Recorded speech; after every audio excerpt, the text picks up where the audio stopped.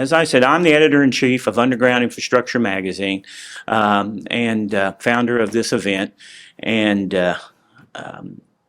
it's just has a life of its own. So we're always trying new things, doing other things. How can we give more information, better information, in a form that they need it, people need it and want it? And that's, Don had this idea and thought it was just brilliant to concentrate on I&I, because as you'll find out, there's all kinds of reasons why you really need to focus on I&I. And those of you that know me have probably heard say this before. I always ask the question, what is infiltration and inflow, better known as I&I? And why do or should we care? I mean, it's just water leaking into our systems, right? Who cares? It's no big deal. However, every research, every study, every piece of evidence that's out there says that I&I is the basic cause of system overflows, illegal discharges, and produces all kinds of stress on treatment plants. It also stresses out your basic systems and inflicts structural decay and damage at a high rate. You may not think that little water is going to hurt you running into your systems, but over a period of time it causes extreme damage. Expensive damage. In other words, I&I inflicts billions of dollars in damage every year to virtually every sewer system in America. I&I is the arch nemesis of sewer pipes, pure and simple. Just how big a problem is I&I in America? After all, it's primarily only for manholes and laterals that are getting impacted, right? Well, according to the EPA, approximately 50% of sanitary sewer collection systems are compromised, are composed of laterals, and are compromised, and just the systems themselves are compromised, and laterals can equate up to 75% of where this I&I is coming from. So all this damage that's being done, up to 75% of it's coming from your laterals. So if we ignore laterals, we ignore I&I, and we ignore billions of dollars in damage to our systems. So under the EPA, the Obama administration amped up enforcement, slowed a little bit under Trump, but it was still going strong. Now it's back up to record highs under the Biden administration. So consent decrees are here to stay. And if your I&I problems are bad or severe, you will get a call, if you haven't already, eventually from the EPA. But part of the EPA's enforcement, I went over this before and I'll do it again today, a part of their enforcement program is to revisit past problem cities, those that have completed consent decrees. Is anybody here from the city of Houston? They'll be here now. They're down the hall, I guess. They've been through this. They don't want to hear about it because they're in the middle of dealing with it.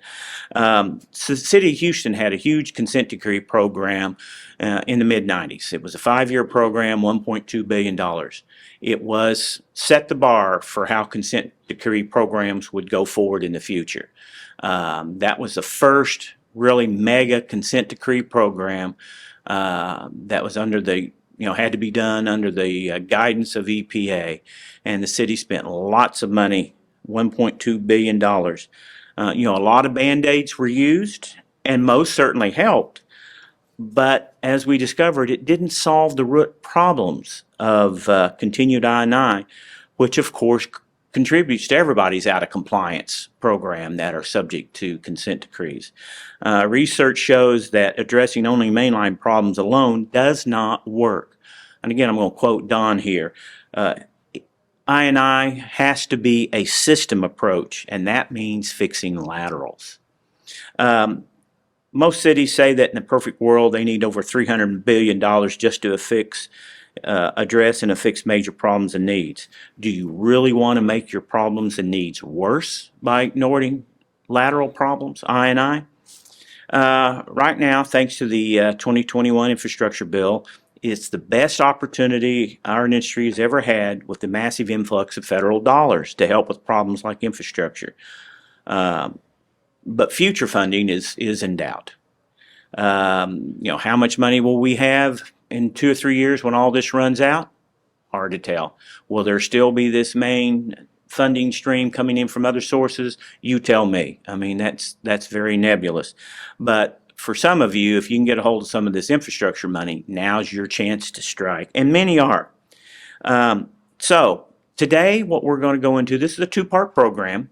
And today we're going to go into what is I&I, what are the problems, how does it work, and how can we make the most of our resources, which are stretched, and take our already stretched thin dollars and seriously address I&I. We will hopefully open some eyes and pursue action and give you inspiration to pursue action to tackling the two-headed monster of I&I. And tomorrow we'll go into, here are systems, here are ways to tackle that I&I. We're going to set the stage today, and tomorrow we're going to go into, now we're going to solve the problem. So with all that, I am going to turn it over, I hope that wasn't 45 minutes, to Don, and thank you all for coming. Grateful that you're here. I need to ask a question of everybody, because this is how we gear presentations to specific folks. If you're a municipality, would you raise your hand? That's better than half the group. Great. If you're a contractor, raise your hand. Okay. If you're a technology resource, raise your hand. Thank you. I'm glad to see the municipal population that we're seeing here. So what is this I&I elimination thing? What is it? Where did it come from? What caused it? I'll try and answer each of those questions. And I do think that I got to tell a story, though, behind that first. This is our third event. Because of that, I think we're a brand. More important, we're a cause. And we have a purpose, and purpose is simply to raise the bar on I&I, its problems, its issues, its costs, and that's what we're going to talk about today. The cause and the consequence. Tomorrow we're going to talk about the corrective answers. And I'm hoping to God that you folks are here to learn about the cause and the consequence, and you'll want to come back for pain relief tomorrow. I got to tell you what started it. For years, I was in the grouting industry, and I loved that space. I love grouting. It's a really unique solution that doesn't solve every problem, but it solves a lot of problems.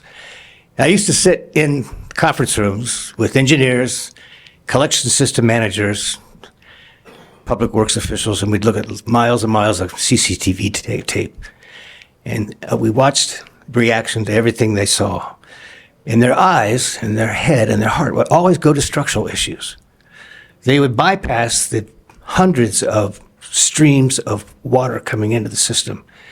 We all know about the Chinese death by 1,000 cuts. That's exactly what's happening in our collection system. Exactly. And we are here to learn as much as we can about that and how we can remedy that. So after months, weeks of hearing these things, I kind of got upset and got fired up about doing something about I&I on a grander scale. So I went to Robert. I said, Robert, I need a friend. I need a favor. I need somebody to put in the 10 high-growth major markets in the U.S., I want to take this story to the cities. Because it's hard for cities to come here and become part of training. So I want to go to them. And he said, Don, I'm not sure. I don't think we have the horsepower capacity for that. So I said, all right. But he was generous. He understood my passion. And he was clear. Don, let me give you an opportunity to do a pre-conference. So year one, 5 years ago, Fort Worth, we did a pre-conference. We did it all day long, an all-day event. And we had a little party at the end. And before the party, we actually did a survey, and we got a 4.6 out of 5 rating, which says that we gave value.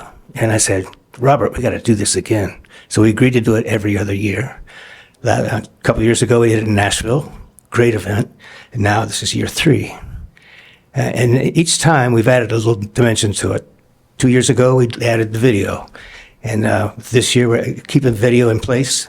And I'm telling you, that video will take that message to thousands of people beyond that of this audience here. And that's the real value. And I'm so grateful for White Cloud Video. Thank you for being here. I don't know how you do 2 cameras with one person, one brain, but you're a better man than I. 4 years ago, we had an issue. COVID came into play, And they did view the sewer industry as essential, thank God. And we're all able to continue to do our work, but it is essential. So today, my hope is that we are able to think like water, understand its relentless nature, to go path of least resistance, and that we become essential with how we manage that water better in our collection system. And I've got some great talent here to help demonstrate that. For instance, I didn't just go to any one person. I went to engineers, went to consultants, went to contractors and owners to help me tell this story. From their perspective, hopefully it becomes part of your perspective. And to do that, divided into part A, part B. Today we're talking about cause and consequence. Tomorrow we're talking about corrective action. And I've got some great talent to help us through this. But I just want to say I'm grateful for the opportunity to have this videotaped. I'm grateful to Madewell for making this happen. And I'm grateful for these subject matter experts. Adam Burke is going to speak on the consequences. He's been at this for a decade plus. He's the youngest speaker up here with least amount of experience, but the most amount of passion. And I love this gentleman. I didn't know Adam as well as I knew RJN. RJN is a really fine organization that chases after restoration projects. And I think I got a strong recommendation from Adam, from a person I know pretty well up north. Adam, you're from Oklahoma, right? Another gentleman who came into play 5 years ago, he's an owner. He brought in I&I tactics and techniques for solving I&I in his backyard, and he's done a good job of keeping it and turning up the volume on it. And I'm just grateful that he's going to be here with an owner's perspective. Consultant's inspector, this gentleman is amazing. I always call him Mr. I&I, and he hates that. So I'm going to go one step further. I'm not going to recognize him as Dr. I&I. He's done more to study I&I, to classify I&I, quantify it, and talk about its ill effects on municipalities and the ratepayers. And then finally, this gentleman is going to bring home the final step that says we're not prioritizing I&I enough. And I know that. He knows that. He's going to preach that. Hopefully you will follow suit. Let me give you a little tease on tomorrow. Tomorrow we've got a gentleman coming in here that I adore. His name is Tony Conn, and he's a grandfather. I'm a grandfather, so I let this picture stay as is. But he's, if there's anything to do with water in Naperville, Illinois, it's him. Dirty water, clean water, storm water. If it's water, he's responsible for it, and he's done some amazing things. I'll save the rest for another time. Another gentleman that I admire and think a lot of, Mark Anctil, he's from Canada. We won't count that against him. But he's been a great soldier for grouting, and grouting is an answer for I&I. This is a gentleman that I get to work with every day. He's VP of Business Development for Madewell, and there isn't a certified applicator of Madewell that doesn't rely on him for almost a lot of wisdom, a lot of direction. John Manijak, he's a contractor, and he will bring his concepts to bear, and because I want him to focus on CIPP. CIPP is unbelievable technology. I can't imagine not having it work for us, but it's not always the answer for everything. And he'll do a good job of quantifying when to use I&I, or when to use lining and when not to. And ultimately, there's a guy that making a lot of progress for a lot of folks, independent of his own self-worth and self-being. There's more to that story, and I'm gonna hold that bigger story for tomorrow. In the meantime, I would like to ask for Adam Burke to make his way up here.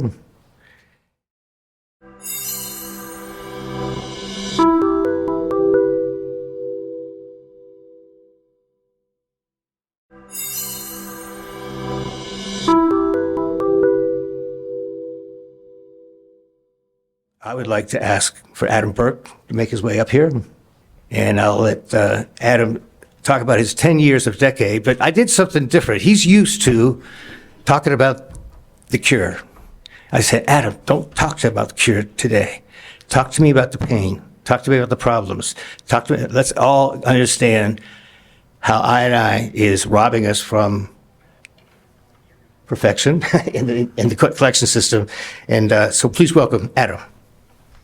Thank you, Don, for the introduction. Welcome, everybody. Good morning. My name is Adam Burke with RJN Group, and today we're going to talk about the consequences of I&I. Let's first talk about our goals for this morning, my short time with you. Today, I'm keeping it simple. We got two goals. Goal number one, hear what I'm saying. Hear my message, let it resonate with you all. Goal number two, don't listen to me. Hear what I'm saying, but don't listen to me. And I'll touch on goal number two a little bit later in my speech. Side note, you've got my personal guarantee that every picture in this slide deck is either of me or taken by me. Now this one doesn't have anything to do with I&I, but I like the rhino and the manhole. So anyways, let's get started. Again, my name is Adam Burke. I'm a project manager out of the RJN Tulsa office. I've been with RJN for 9 years, although I like Don's math a little bit better, decade plus. But I started as a project engineer in Arkansas, performing condition assessment for sanitary sewer infrastructure.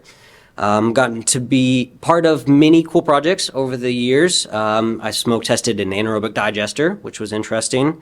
But for the first about 9 months of my career, I dove manholes and made friends with many cockroaches. And doing some dye testing, I made even better friends with some local hazmat teams. Let's talk a little bit about storm events. Storm events produce rainfall, and rainfall causes excess water that sits right over our sewer systems. That excess water seeps and slips its way into any crack or crevice it can find right into our sewer mains. These defects that let excess rainwater in are considered I&I defects. They range from covers, frame seals, manhole walls, to holes in our pipes that lead stormwater directly into our sewer mains. Now, I've spent my career either finding I&I defects, planning to find I&I defects, or performing engineering design to remediate I&I defects. I've done the wet weather investigations to assess how the stormwater interacts with our sewers, and I've got the sweat stains from the brutal summer heat during smoke testing, looking for smoke on the surface that tells us of our sewer problems below. As Don kind of alluded to, normally I'm the solutions kind of guy. So normally I would start going into a whole spiel about RJN and our services and how we're here and happy to help fix your I&I problems. But today I'm the problem guy. I get a rare opportunity to tell you folks that there's a very real possibility that you are undervaluing I&I and its impacts on your system, and your utility may be missing the mark on addressing it appropriately. So let's ask ourselves, is I&I a problem? Well, according to the 2021 ASC Infrastructure Report Card, utilities across America are reporting 10 to 30 times peak sewer flows at their wastewater treatment plants. You may ask, well, what's an acceptable peak sewer flow? Well, according to my Lindbergh Engineering Reference Manual, a peaking factor of 4 is typical. The Center for Climate and Energy Solutions reported a 0.2 inches per decade increase in storm events since 1901, which means that wet weather events are trending worse now than they were 100 years ago. If wet weather is happening and the severity is increasing, then I&I is happening and the severity is increasing. The report card also stated that the nation's 16,000 wastewater treatment plants are operating at 81% of their design capacity. And of those, 15% have either reached or exceeded their design capacity. That means 8 out of 10 of you all cannot take on any more flow contributions without having to expand your plant. Now, I may be oversimplifying that, but it's an interesting thought. You might tell me, hey, Adam, no problem. We'll build a bigger plant. We'll expand. Well, I've been hearing stories more and more lately that regulatory agencies are denying wastewater treatment plant expansions to utilities that do not have dedicated I&I abatement programs in place. So, it may not be as simple as build a bigger plant. There are over 75,000 sanitary sewer overflows per year, of which I&I contributes to greatly. SSOs are a headache to clean up, and they're a headache for our staff, but they're mostly a headache because we need to report them to regulatory agencies. Overflows expose the public to an environment to all the harmful bacteria that wastewater contains. EPA did a study in the 80s that determined 700 illnesses were caused by sanitary sewer overflows. And what's worse is that they actually estimated the underreported illness count was 20 times that. That's 14,000 people made ill by sanitary sewer overflows. We know these overflows and I&I wreak havoc on our sewer mains and lines, but don't forget that the excess flow also causes more run times on our pumps and more energy used at our lift stations. Another interesting perspective is that I&I does not only affect public infrastructure, it affects private infrastructure as well. And sometimes it's at the expense of these homeowners, reportedly paying anywhere between $3,000 and $7,000 to fix damage caused by backups in the sewers. And you and I know it costs the utility much, much more than that to fix that damage. So the reality is this: I&I costs time and it costs money.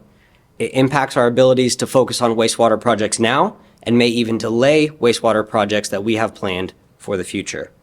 It affects public health and opens us up to private liability. So I've convinced you guys, right? You're thinking, wow, this I&I thing is a problem. I'm going to do something about it. I'm going to be proactive. Well, I would commend you for that. But bad news. AWWA in 2018 reported that 62% of surveyed utilities can be proactive in managing their wastewater infrastructure appropriately. So only 6 out of 10 of you guys can go to work and plan ahead for the future. Only 6 out of 10 of you can do smoke testing on newly installed sewer to find leaks. The other 4 of you guys are having to play catch up. The other 4 of you guys are having to open manhole covers during wet weather events to find out where the surcharge is happening in your system. And as I've been thinking about that statistic, part of me wonders that was the result of the utilities that responded to that survey. I wonder, and I would be willing to bet that the utilities that did not respond to that survey may not be as proactive as they would like to be. So what's the cost of all this? We talked a little bit about it earlier. There's got to be a cost, right? Well, the infrastructure report card also found that it was going to cost $3 billion to make the necessary wastewater treatment plants or wastewater treatment repairs and replacements. And moreover, capital investment has fallen from 63% to 9% from 1977 to 2017, which means that the funding responsibility has significantly shifted to state and local entities. So point I'm trying to make here is only a slight majority of you guys can be proactive in addressing I&I, and it's costing you big time. So knowing all this, why would you still be reactive to addressing extra flow? Well, one reason is that you may not have the budget for it because the budget is tied up in other CIP programs. And don't get me wrong, sewer rehab, wastewater treatment plants, lift stations are all important projects. But far too often do utilities not leave enough budget behind for I&I dedicated programs specifically. It may be that your utility is understaffed and you don't have the manpower to spend time addressing these I&I defects. And instead, while they're dealing with other things, you're hiring consultants like me to perform some dye testing to find your pipe seal and wall bench infiltration defects. Now, I'm not saying don't hire RJN, please hire us, we're here, we're happy to help.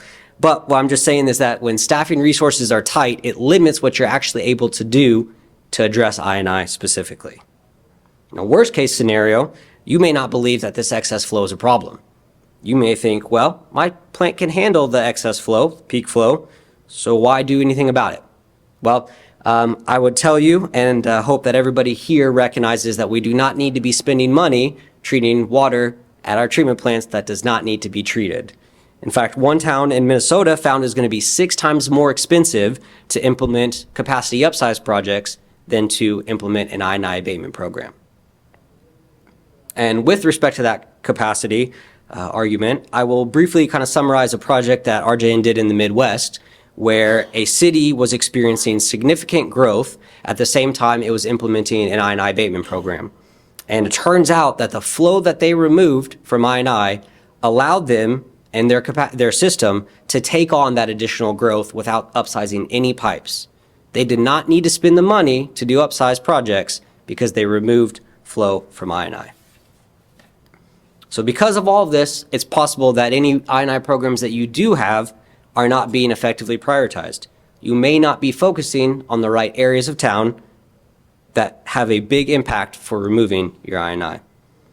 And if you do have a program, it may not be consistent. They may take place every other year, every couple years, instead of being routine and scheduled.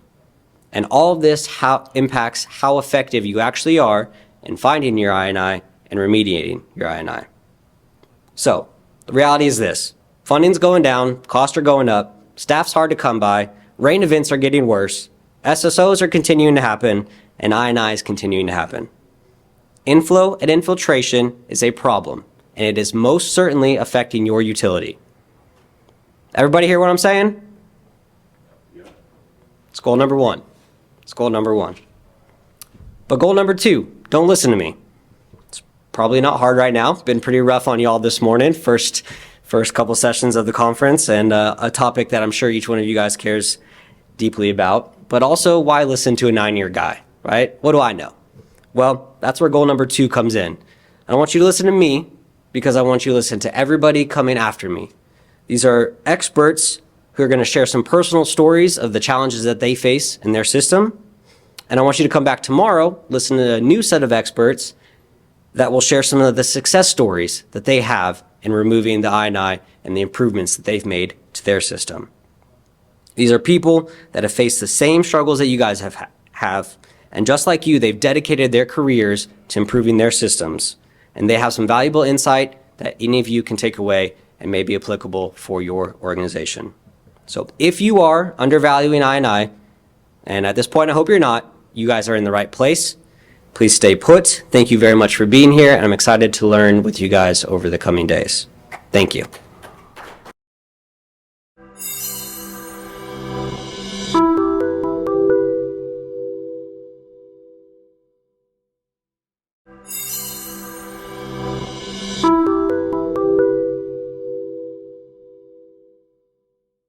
Municipalities have things that come up out of the norm, urgent issues that keep them from doing the same things over and over and over again. I'm pleased that Ira's here and the Ira supervisor's here, and they have done a good job of keeping education, keep the culture motivated to put out fires and fix things.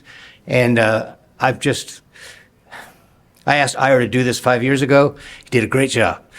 Confessions of a collection system manager is all about an honest assessment of how well you're doing, how much better you could be doing, and there's realities in the municipalities that keep you from hitting your nirvana. But thank you. Let's welcome Ira. Yeah, so like Don said, my name is Ira Speer, and I'm the assistant superintendent for the utility department there at the city of Olathe.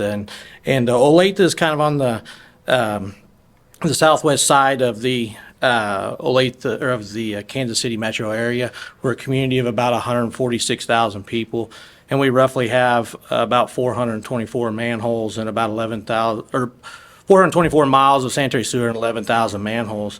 Back in 2008, the city of Olathe decided that we were going to dedicate a 4-man I&I manhole repair crew, kind of dedicating strictly for going after some of our I&I that we were finding out there in our system. And so we had to come up with a process. We kind of had to come up with some technologies that we were going to try to use in-house, and some things that we could do to start mitigating some of this I&I. So I'm going to talk to you a little bit today about that, how we started out, kind of the vision we had at the beginning, and then kind of how we've progressed over the years. Obviously a lot of changes. But the first thing is, step one was, do you have an I&I problem? And obviously most municipalities out there do have an I&I problem. Olathe is composed of 3 separate basins. We have our Indian Creek Basin, our Mill Creek Basin, and our Cedar Creek Basin. And then out of that, we kind of broke those areas down into much smaller sub-basins. So by doing that, we knew the areas that had a little more severe I&I, and during wet weather storm events, we knew that were impacted a little bit more. But by breaking these sub-basins down a little bit smaller, it allowed us to dedicate our resources that we had into a little more detailed areas that we knew needed more attention. So for us, this was a good start. We kind of, like I said, we broke things out. We got a plan. And so then we started down the path of how we were going to go about taking care of some of this. Obviously, the cost to repair everything out there in your system is huge. It's probably not feasible. But what's the cost of doing nothing? And the cost of doing nothing is obviously SSOs, possible backups. We didn't have a lot of that during wet weather events, but we did have areas in town that we knew during wet weather events that we were pushing the mark, right? We were surcharging. We were on that border of having some issues. So we knew we needed to do something. And so we decided that with this crew in-house, we were going to try to find some technologies out there that we could go at some of our I&I. Obviously, attacking I&I is a multi-step solution. You fix I&I in one area and it's going to migrate and go to another area. So we were trying to think of some things that we could do that was going to be a little more effective, maybe some low-cost type technologies out there, but stuff that we could do in-house that was going to make a difference as we were finding this. So as we stepped down that, we found some repair methods that fit for us. In 2008, we purchased grouting equipment to start doing our own grouting in-house. This was a big step for us right at the very beginning. Manhole grouting is where we kind of started out at first, and then we started doing a little bit of main line grouting as far as pipe joints. Some of those that were at more extreme depths, we would excavate down maybe 6-7 feet on a pipe that was 15 foot deep, and then we would probe grout down, and so we didn't have to try to drive those rods quite as deep. And so we did some probe grouting on that. We were successful at that. We touched on a little bit of lateral grouting at the connection points. However, that was kind of an area where we were a little bit skeptical because it was the homeowner and responsibility, and we didn't want to grout a lateral shut. But between main lines and manholes, grouting was kind of the first step that we took at this in-house, and we had some great success stories out of that. And at the very end here, I'll share one of those. Then we kind of moved on and got into the trenchless point repair world. We currently are doing trenchless point repairs anywhere from 2 foot to 8 foot long. We're doing some structural things out there, using these as well as some I&I. And so our crews have gotten pretty effective at that. It seems to be working very well for us. We've done those for quite some time. And then we did start down the full manhole rehabilitation process early on. We did not stay with that in-house because we found that took a lot of our resources and a lot of our time to do that. And obviously, I feel like that's a technology that you got to kind of do day in, day out to get the hang of that. And so we got out of that. We contract that out now completely. And we're doing roughly about 278 manholes a year on a 5-year program on having our manholes lined. And then just your basic wrap manholes on the chimney, better frame seals, that kind of thing. That's a low impact to the citizens, but can also reduce quite a bit of I&I in certain areas with that. So those were kind of our technologies that we were focusing on in the areas that we knew that we could handle ourselves in-house. What's required to get started? I mean, we had to have that vision. We had to have those sub-basins. We had to break some things down so we knew where we needed to go. We kind of had found the technologies that we wanted to use. Obviously, there's always a budget and equipment. And then what were we going to self-perform versus contract out? And so we found that by self-performing a lot of this, it really helped build the morale in our work group. A lot of this data collection stuff, it's great. However, if you're one of those individuals out there that's collecting that every day, day in, day out, it gets a little bit stagnant, right? So by having a crew that was not only collecting data, doing the inspection process, but then being a part of the solution, we found that kept our folks motivated and successful. So I'll talk about that quite a bit throughout the presentation here. Step 7 was how to make this an operational habit, and it's in just what I touched on there. Having employees involved in all these steps, they're part of the solution. They understand the value of stopping I&I. There's a lot of these staff members that may get called in on call after hours that's having to deal with surcharge lines, possible backups. When they're out there seeing that and seeing how your collection system is acting in a storm event, they're also part of the solution in the end as far as doing some of this rehab work. And that was huge for us. And that's where we felt like the value of doing some of this work in-house that we could take on was beneficial for Olathe. And managing this is obviously a team effort. There's a lot of folks that were a part of this as far as collecting the information, helping come up with the ideas of what technologies we were going to use, and then also going out there and performing those, and then measuring your success after that was huge. And so for us, how do we measure that? We do what we call an OCI score on all of our assets, mainline's overall condition index score. And you kind of touched on a little bit about the defects that you're finding out there, and there's a weighted scale behind that. And so, we noticed that as some of these assets were being scored from PACP coding, CCTV work, and then we were going out performing some of this rehab work, we were reevaluating that, and obviously we see that the trend is that it's going down as far as some of the defects and some of the sources of I&I that were coming in. So measuring those types of successes, following back up after your kind of helps you bring full cycle for these crews and their efforts and the things that they're doing.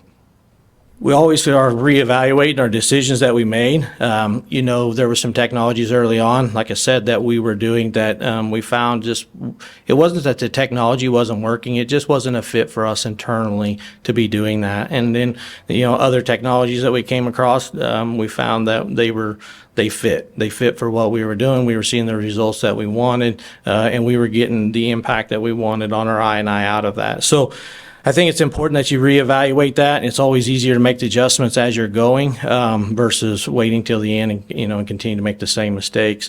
And letting your whole team be a part of that. That decision process, a lot of the input that we had came back from our guys that were in the field, and we felt like that was really important. It wasn't just management, it wasn't just engineers in the group that was making these decisions.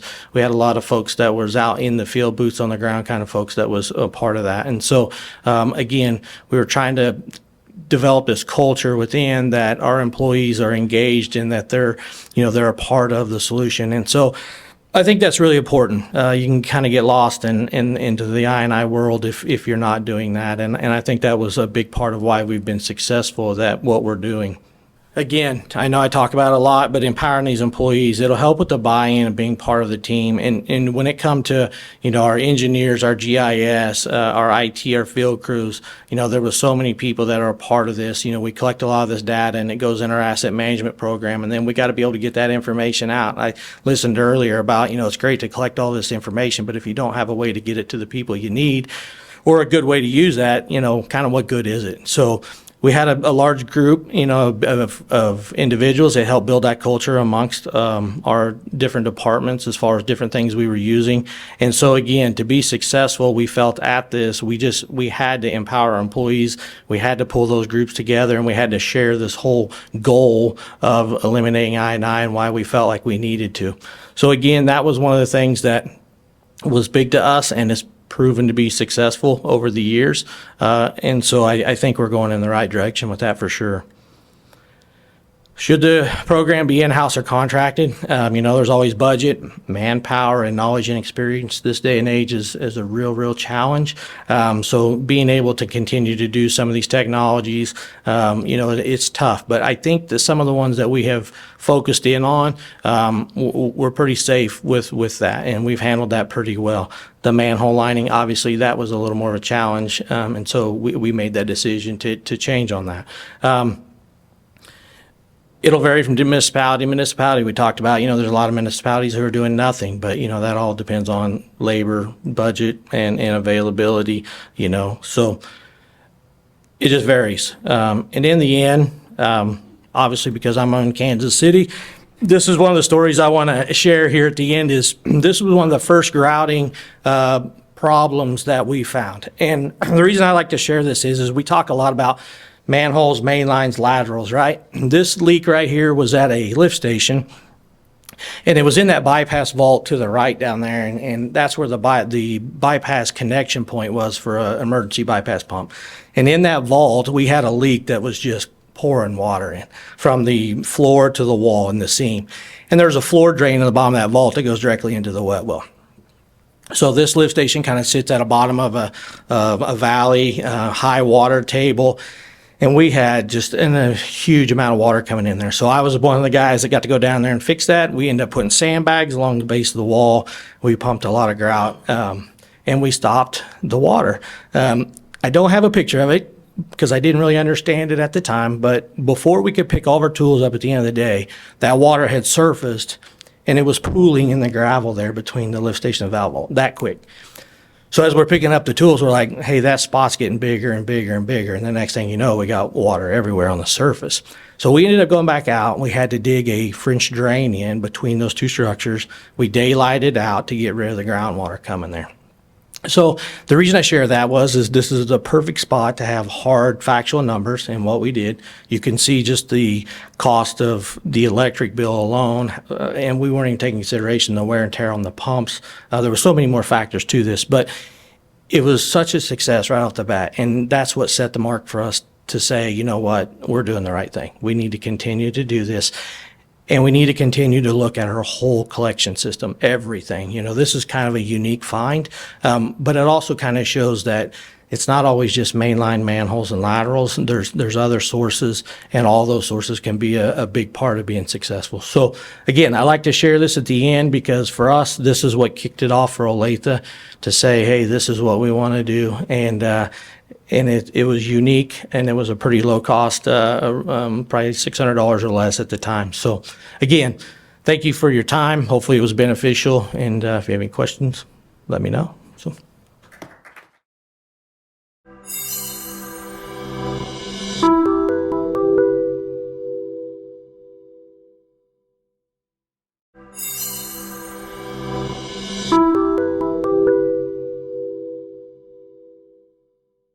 I get to make this a short, sweet introduction as well, but my doctor, I&I, which he didn't want to hear that either, has been giving pints of blood to the study of I&I and its cause and its effects, and the quantitative for a lot of, and he does it out of the goodness of his heart and his passion for solving I&I. It wasn't that long ago, just a couple of years ago, he did receive MVP here at this conference because of his contributions, because of his passion, and because of the results of what he produces. So people know they've got a problem. They're not going to solve anything until they know they have a problem. So let me, this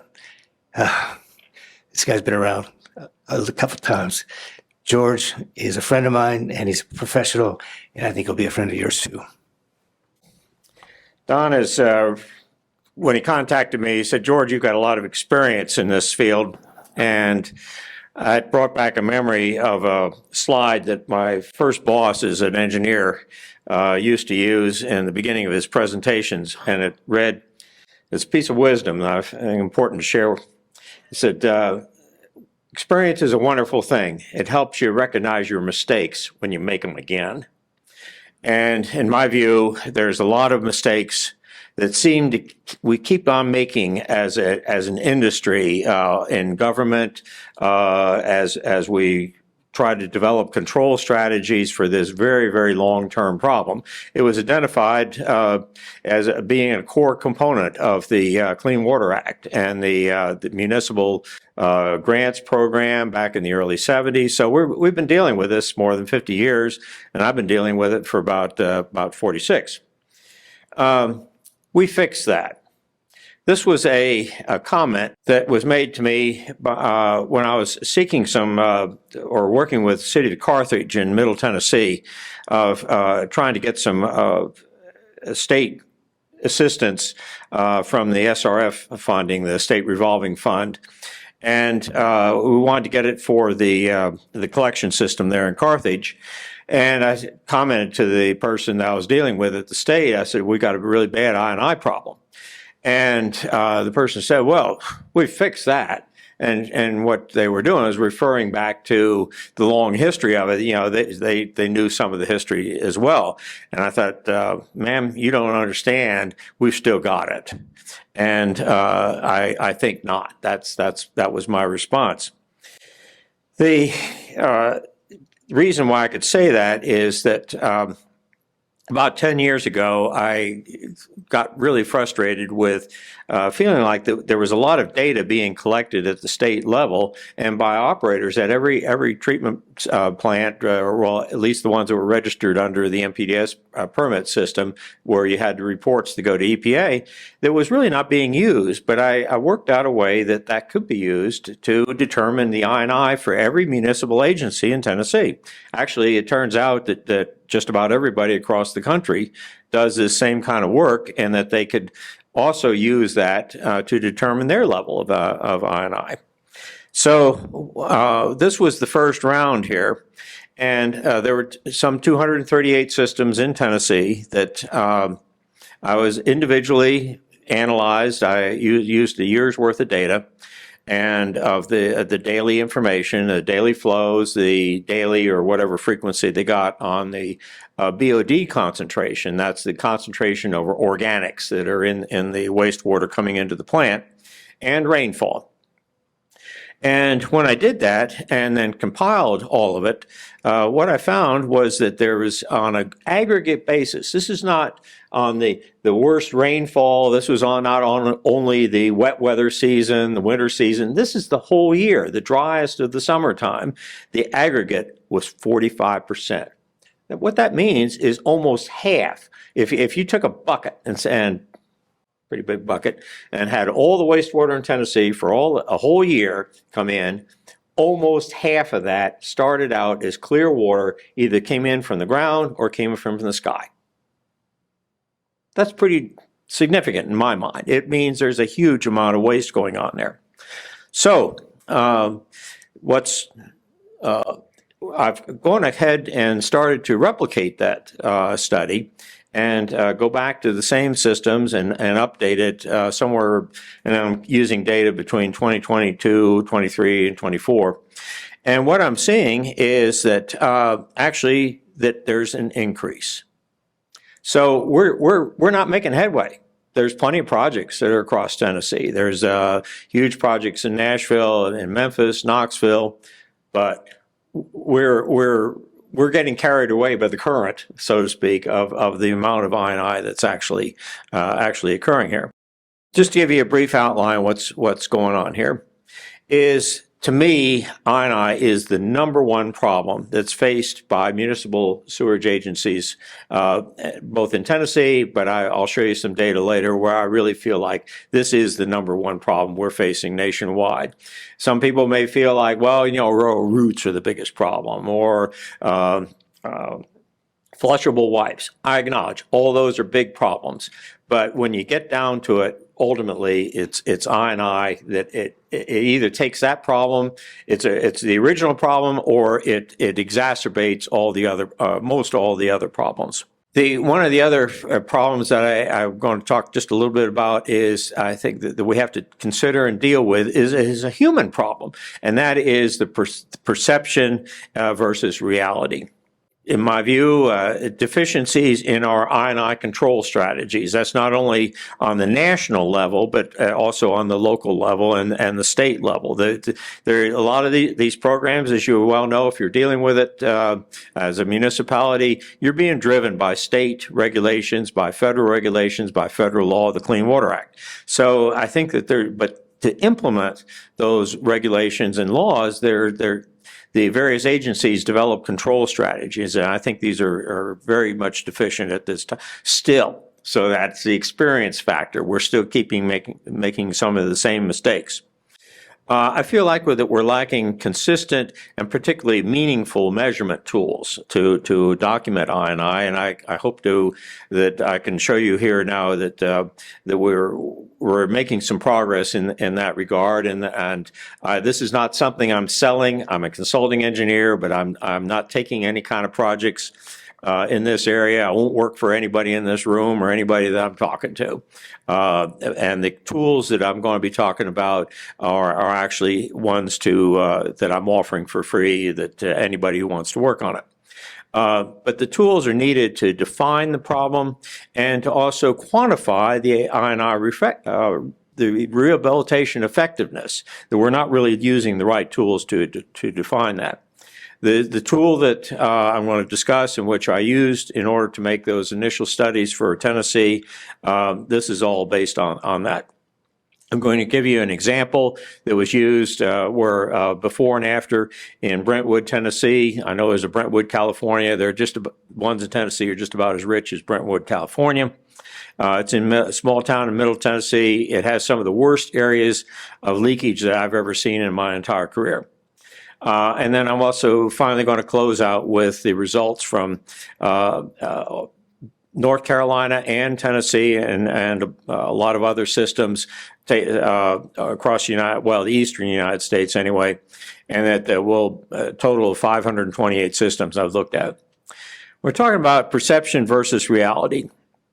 When I was doing the study, I was looking at, I decided to go back and actually review all the MPDS permit applications. Everybody, if you're going to get an MPDS permit, you have to make a formal application using a federal form for this.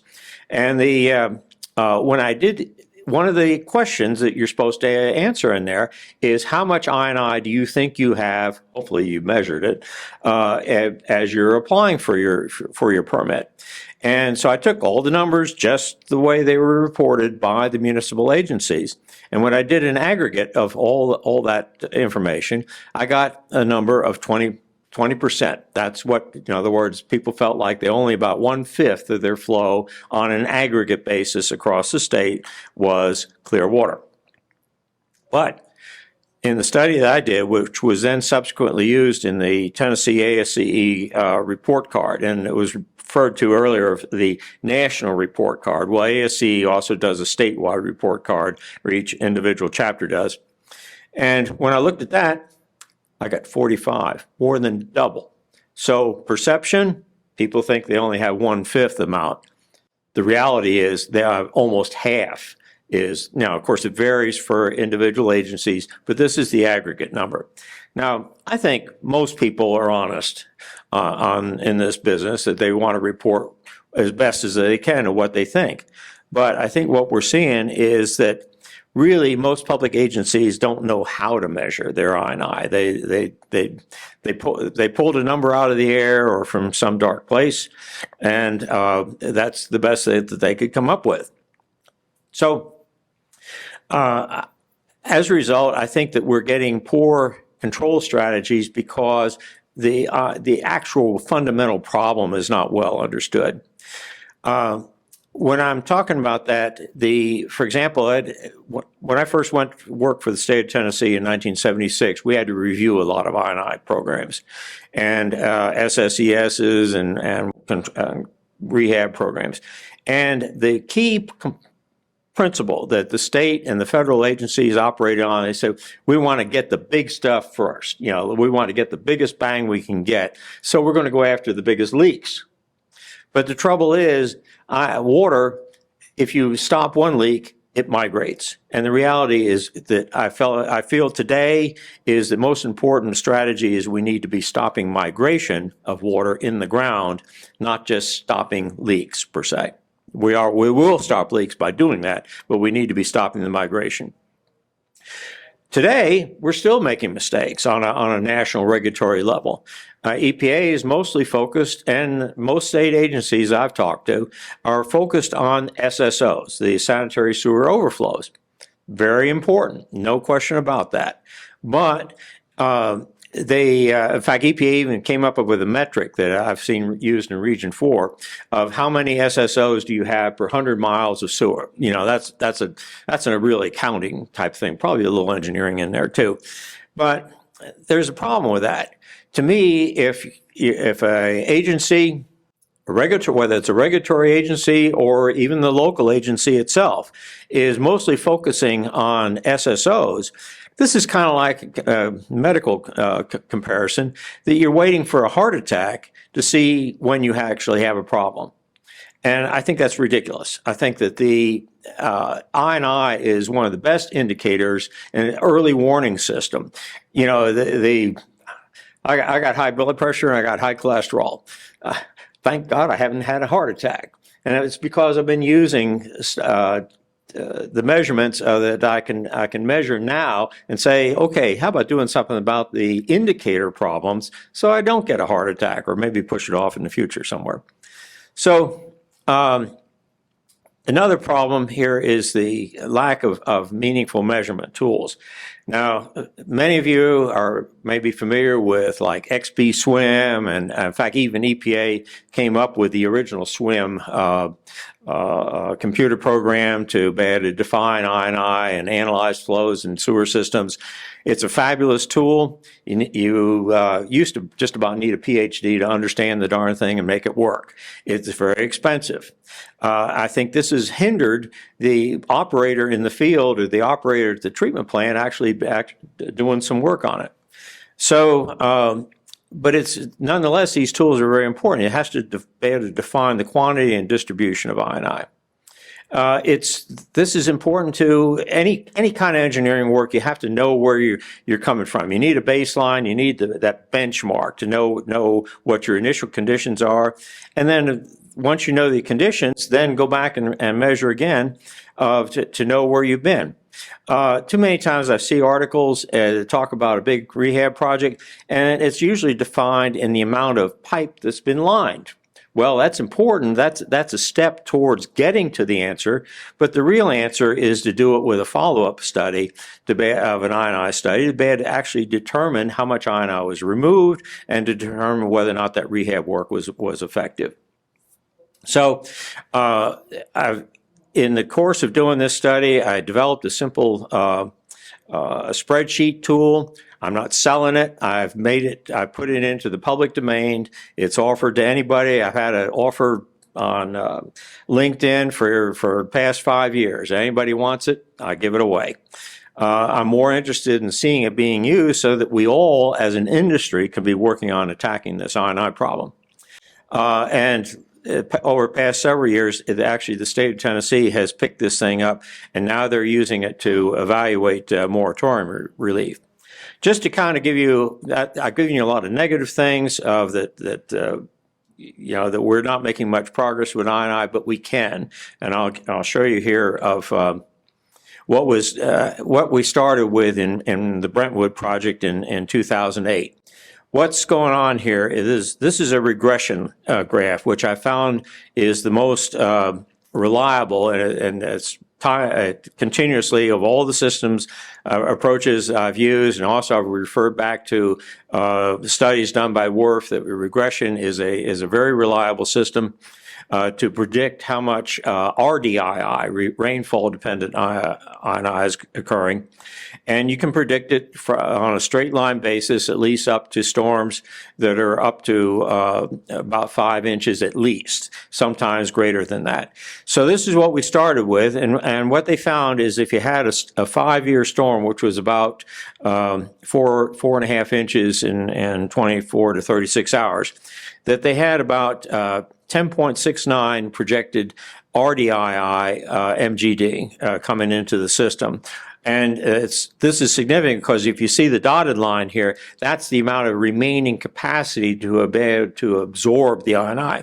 So you can see that right off the bat, it's about, looks like to be about 2.6 inches of rain, and they've blown the system out.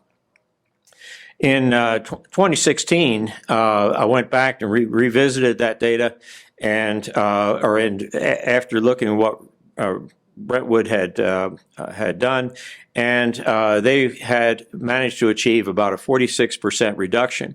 And you notice that the projected line now of the 5-year storm is now below the level of the remaining capacity for the system.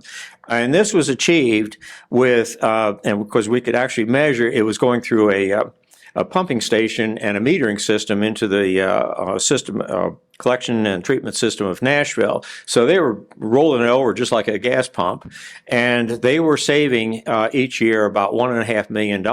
So this worked out to be that they will pay for the amount of work that they did in about 10 years. That's a huge savings. This just summarizes the numbers so that you can see the actual numbers that I'm relying on here. They got 63% of the overall annual I&I reduction, and then the 46% that I showed you earlier. So finally, this study is ongoing. What you saw for Tennessee is not the only problem area in this country. Now the amount of the work that I've done represents 3.6% of the entire USA. To my knowledge, this is the most comprehensive study of I&I nationwide of actual municipal agencies on a consistent basis that's ever been done by any person, company, or agency, state, or government. So with that, I'm going to pass it on. I will say that I'm going to expand on some of this information at 2:30 this afternoon for the presentation. So thank you for your attention.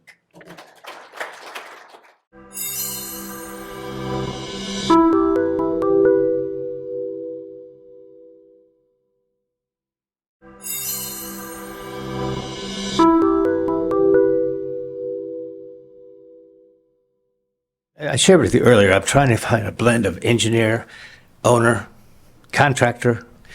Our next speaker closing out this morning's session has done all those things. Started off as an inspector, became a contractor, and now he's pretty high up in the Gunner Enterprise, and he's head of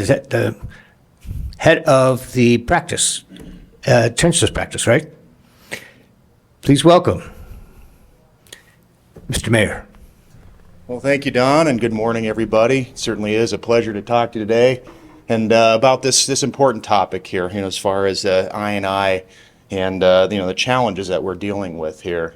With that, it's something that it's a problem that it's a vast problem that it absolutely deserves more respect, more priority, more investment, and it's something that it's something that's kind of taken for granted. It's something that we have our speakers this morning, as far as in this session between Adam, Ira, and George, we've obviously identified a problem here. And it's something that, my role in this is to really provide that bridge. You see, these guys have defined that problem. And now it's a matter on that bridge that's going to kind of summarize this to be able to go and move towards a solution, which is going to be really the focus of tomorrow. But certainly it's something that, it's something that needs to be recognized from all stakeholder perspectives. And as Don, in his introduction, I have worn a number of different hats. I have over 24 years in the industry. Started off at Metro Wastewater Reclamation District in Denver as an engineer there. Worked as an inspector and engineer, working on the collection system, the transmission system, rehabilitation, and as far as this was a problem that we faced, like all the different municipalities in that to some varying degree. We're dealing with I&I, dealing with corrosion, dealing with system infrastructure, asset management in general. So it's a matter from an owner's perspective. It's obvious as far as as far as the ROI on being able to address these problems and make sure you have a good, safe, functioning wastewater system. Regulators, that's the one hat I haven't worn. So, but my time's not up yet, so who knows? But as far as engineering, as far as we are the problem solvers at that point, it's a matter of identifying the problem and then being able to, as far as develop a solution for it. So it's a matter of, as far as my current role as an engineering consultant, that's something that we really need to be focusing on and looking at this problem. As far as that it is a real problem, it's something that it's not a sexy problem, and it's kind of under the radar, and people think, well, it's just leakage. What's the big deal? All pipes leak. And it's something that's just kind of taken for granted at that point. Then obviously with the contracting side, contractors, they are the ones that are the doers. They get it done to be able to go and solve that problem. As far as in accordance with the engineer's design. I've lived that world too, and it's a matter of being able to see. We have a problem, but that also presents an opportunity, and that's really important. From not only solving the problem, but the economic side of it too. From it's from a business perspective. The business case of solving I&I and being able to have a proper asset management strategy to be able to solve those problems is key. The money's there. As far as something that there's focus from both political sides. As far as an infrastructure is needed, as far as the funding's needed, that we need to be doing something about it. And EPA estimates of $298 billion, that's a number being thrown around for the next 20 years. So it's something that we need to be able to capitalize on that, address this problem and move forward. But, you know, like Rodney Dangerfield, we just get no respect. I&I gets no respect. And why is that? Again, it's something that's often overlooked, and it really boils down to that out of sight, out of mind asset management. Kind of a mantra that's been out there, but that's no longer acceptable. We have to move that needle from being, you know, in that reactive state. We're dealing with SSOs, we're dealing with leakage, we're dealing with situations where you have pipes that are above capacity. That's, you know, addressing those overflows or plant capacity issues and on a day-to-day basis and O&M challenges. That's reactive. It's a matter of we got to be thinking ahead. We have the technology, we have the monitoring, we have the knowledge and the tools to be able to move that needle over to the proactive side of things.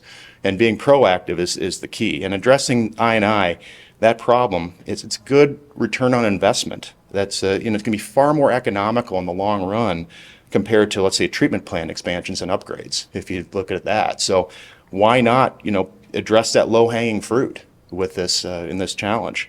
So, you know, it's because I&I, it's not just leakage. It is a big deal. It's something that, you know, I think gentlemen this morning, they presented that case and that problem. And, you know, you got George, he's got the hard facts as far as on the monitoring, that before and after, and, you know, the different case studies that are out there. So it's something that it's the root cause of some serious capacity and operational issues within collection system and transmission systems. But we need to understand that problem to develop those viable solutions. And that really comes down to addressing, you know, as far as those sanitary sewer overflows, this is a contributing factor of that. Capacity limitations, regulatory problems that utilities face, the undermining of structural stability and O&M challenges. What we have is I&I is an insidious problem, and it's something that, you know, again, we just need to focus on that. But how do we solve that? And that's really where we're going, you know, with this. Again, we've identified that problem today. Tomorrow are the solutions. And so what we're needed to do is looking at how understanding this problem, and then to be able to go frame that case to be able to go and solve it. So flow monitoring, inspection, you know, those are key elements of this, and it's a matter of understanding that and to assess the severity, the risk level, and making a plan. You know, it's very hard to address a problem if you don't have an understanding of what it is and be able to make a plan. And prioritization, it's absolutely needed, you know, again, to do that, make this important in that. And I think we've certainly made the case this morning that it is important and it's a problem that needs to be solved. We need to increase that focus and funding and that investment to address the problem. And that really, you know, we got to look at it in a positive manner. Turn that problem into an opportunity. You know, from the municipality, improving their operations. Then engineering side, you know what, you've identified it, let's solve it. And then from the contracting side, being able to go get out there and get it done and actually make some money doing it. And, you know, everybody wins in this kind of situation. So ultimately, we want to be proactive is where we're going with this. So how do we do that? You know, it's a matter of we look at, you know, now that we've identified the problem, we look at now the tools in that toolbox to address these I&I problems. And what we're going to do is we're going to go into much more detail tomorrow as far as that goes. But the key is kind of to whet your appetite for it is to become aware of these methods to be able to solve that I&I problem. And they can include a lot of different methods. And it's a matter of finding that right fit for a particular application, because collection systems and transmission systems, they're all different. And each one has depending on the different region in the country and that climate and the different factors that go into it, they all need their own unique solutions. So it's important to be able to go address that. So some of the common methods that are used for I&I problems to address that would be pipelining methods, CIPP linings, slip lining, point repairs, you got manhole rehabilitation, chemical grouting, some chimney seals, some of the cover systems that are out there, pipe bursting, lateral rehab methods, and then obviously there's the dig and replace methods. Love trenchless, but it's a matter of it's got to be the right fit. So you're looking at, you know, as far as if you have dig and replace is always something that has to be compared to and looked at on the table. But there's really no one size fits all method, and that's important to understand. And each collection system being different has to have that right fit or combination. But as George alluded to, it's a matter of you kind of go out there and you try to go say, hey, we lined X amount of feet of pipe. Okay, that's great, but did you solve the problem? And that's what I found, you know, as far as frustrating me, like in my municipal days, as well-intentioned as it is to be able to go line pipe and you know, rehab it, but are you truly solving the problem? So this is where it comes into the idea of the holistic rehabilitation approach. And I know I already mentioned that a bit too, as far as in his approach of using multiple technologies to be able to address this. It's not just saying, hey, we're going to CIPP line this. Okay, that's fine. What you've done, though, is you've shifted that focus of that water. Water is insidious. It's going to find the next available entry point. So you might have potentially sealed up that pipe, but it's going to go to the lateral points. It's going to go to the manholes. So it's a matter of, you've shifted that focus. So it's a matter of that combination of different technologies to find that right fit and that right combination of compatible technologies that work together to solve that problem. And so that's where that holistic rehabilitation principle comes in. It's a matter of looking at, there's not just that one technology. It's a matter of, again, balancing it and finding that right combination to be able to provide the effective solution for your system. So how do we make that happen? It's something where, you're going to really establish the goals. And that's where that problem identification comes in. It's a matter of looking at, what do we have here? How are we going to solve that? What technologies work well together? What can be done to be able to do that? And you look at for the effectiveness, as far as of the different products together, working together, before and after flow monitoring, and then identify those those group of technologies to be able to go, as far as address that problem. And by doing so, it's a matter, that's where engineering comes in. It's a matter of being able to go and look at that. Again, experience really plays a role here in understanding that, as far as those effective solutions. And, we want to be able to develop those strong specifications. Bid is one contract, so you're not sitting there just having all these guys kind of, trying to coordinate. It's really easier if you can kind of work this together from a pointed approach in that. Because if we do that, we certainly can win the battle against I&I. I&I is a big problem. We have to acknowledge that problem and understand the risks, understand what needs to get done. You allocate the necessary financial resources and prioritize it accordingly. It's very important.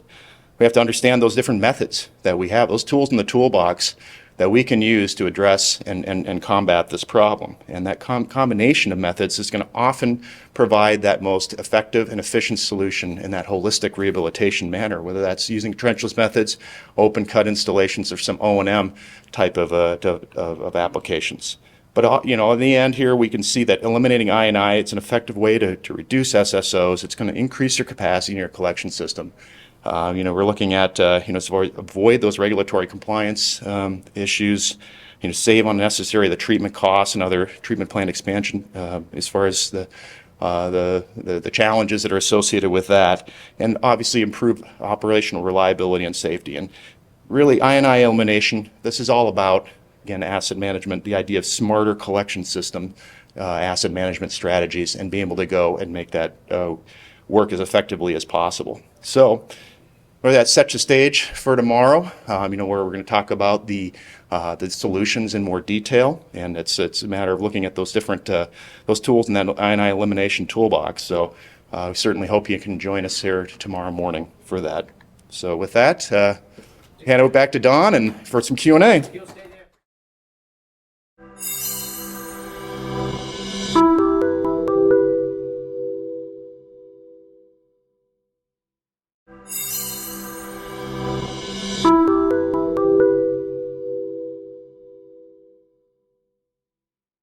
You might say we've saved the best for last. We just think that Q&A process is interactive. That's where a lot of learning occurs. I want to encourage any questions that came to mind. I should have asked you to make a note in case an hour ago you thought of a question, you just lost it. But I would like anybody that might have a question of this panel, I'd love for you to speak up, and I'm going to repeat the question so everybody can hear it and understand it. We're supposed to have a microphone in the middle, but it's not there right now. Any questions that we can ask? Yes, sir. To repeat that question, the question really is, how did you quantify the volume of I&I?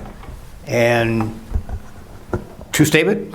Quantified? Yeah. Oh, okay. The spreadsheet that I developed, what I use as an input is the daily flow in MGD, although I've done some stuff in Canada where, I reset it for a metric system.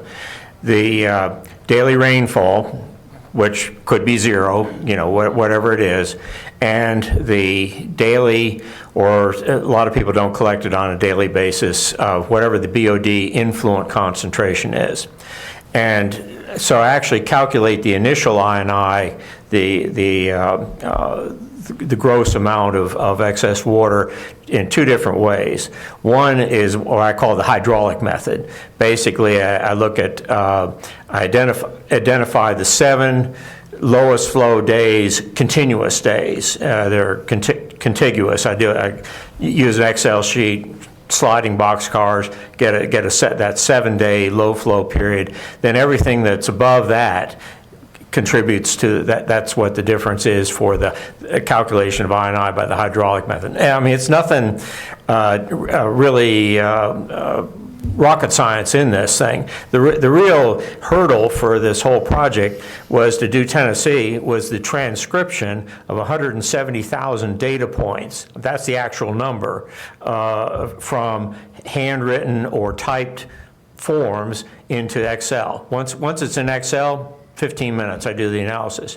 Then, but the other part of your question for looking at I&I is detected by dilution, that's where the BOD came into. And essentially, EPA and a number of other researchers reported that the typical domestic load or concentration of BOD is about 300 to 350 milligrams per liter.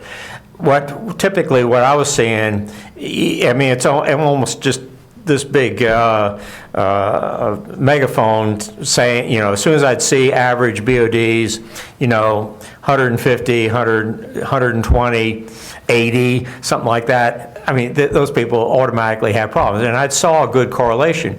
But then as I did further research, I found that what I could actually identify where a lot of the dry weather I could actually isolate out dry weather infiltration by using the BOD analysis. Now, there are some exceptions to that. If somebody had a big industry like A.E. Staley up in Loudon, which is a candy manufacturer, they threw BOD in there to, you know, out the wazoo. So it's, you know, that can throw off. But, you know, taking out those kinds of examples, then I could identify it. The math is very simple, and I've written that up. You know, I'll provide that to anybody. It's my intention is to be totally transparent about the whole thing. And your spreadsheet is available off your LinkedIn post? No, and I'll tell you why. I think that putting the spreadsheet without any real good explanation and walking somebody through is like putting a loaded gun in somebody's hand. So I do ask that you contact me. I don't charge for it. If you want to call back, I don't charge for that. This isn't some kind of gimmick to get money. But I feel that I'd rather see somebody use it that has some a little bit of explanation and kind of walk you through it for the first couple times. If you think I&I is a losing battle, come back tomorrow. I guarantee you'll have a different opinion. I appreciate you being here, and we will continue tomorrow at 9 a.m. I hope to see you all here.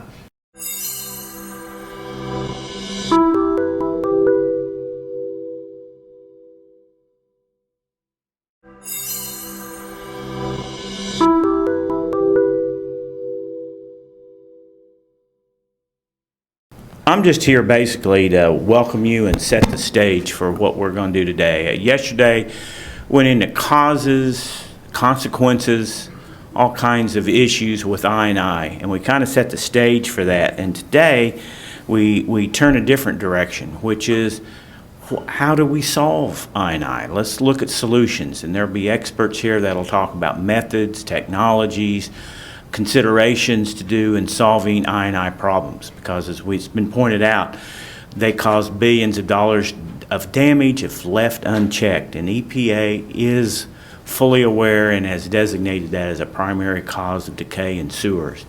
So, and they are coming, EPA is really, we talked about this yesterday too, they're really amping up the pressure on cities. There are currently, well, I don't remember the figure, something like 60 some odd cities that are under consent decree in the country. And it's not just the big ones, small ones are under consent decrees. So it affects everybody. And and a lot of the blame, the EPA in literally every filing is I&I, CSOs, all that adds up and has caused your problems that you're having, or a significant contributor. So I&I is a serious problem, and that's why we like this workshop from yesterday and today is how do we deal with that? How do we identify the problem? How do we deal with it? And you're going to get into that today. The funding from the now famous or infamous, depends on if you're getting money or not, Infrastructure Act is really helping a lot of, but it's a short-term fix. It's I&I, attacking I&I problems are a long-term solution. You have to stay after it. You can't do a spot check here, slap a Band-Aid there, and think you've solved your problems. You haven't. So anyway, with that said, throw a few figures at you here. Underground Infrastructure Magazine, we conduct an exclusive detailed survey of municipal managers and key personnel each year to discover their perspectives in regard to market conditions and spending needs to fix major infrastructure problems, including I&I. In our survey, the municipalities, most of them anyway, that are being honest, acknowledge they have serious problems, but it's generating the resources and finances to deal with the problems that makes the market so challenging. And again, that's part of the solutions here that we're looking to present and show how you can deal with those I&I problems in your infrastructure. And to further do the funding that's necessary, most cities think, to deal with all their issues, whether it be I&I or something else. Let's just put this perspective. In the short term, just over the next couple of years, in an ideal world, if we had the money, $115 billion is needed just for sewer over the next year or two to meet most of the needs of cities in the country. It would take that kind of money just in the next year or so. Water, they need about $90 billion to solve their problems for the short term, just the next year or so. Stormwater, they need about $25 billion. And we all know that after a year or so, there are still problems. That's just solving short-term problems. Long-term problems, cities, city managers, key personnel, they believe they need $327 billion just to deal with sewer issues and finally, bring them to a close. That's not saying ongoing maintenance, ongoing issues. It's just what's what's the problem are right now, what do we need to do right now. They need $327 billion. The water needs $147 billion, stormwater $56 billion. So when we start putting those figures into perspective,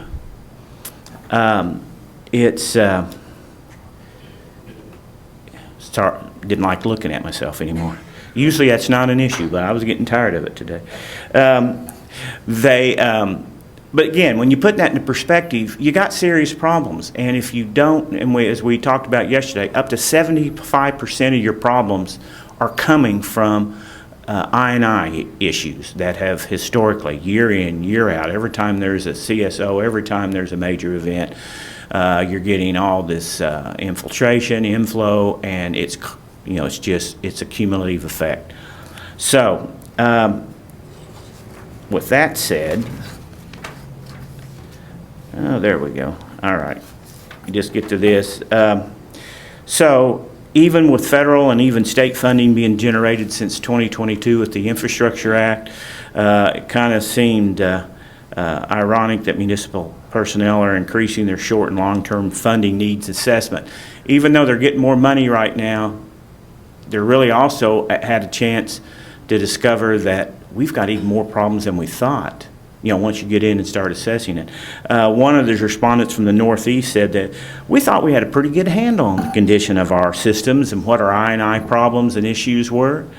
He says, but he goes, once we got to work using some of that infrastructure bill money, we kept discovering more problems and issues that we need to contend with. Now we need more money.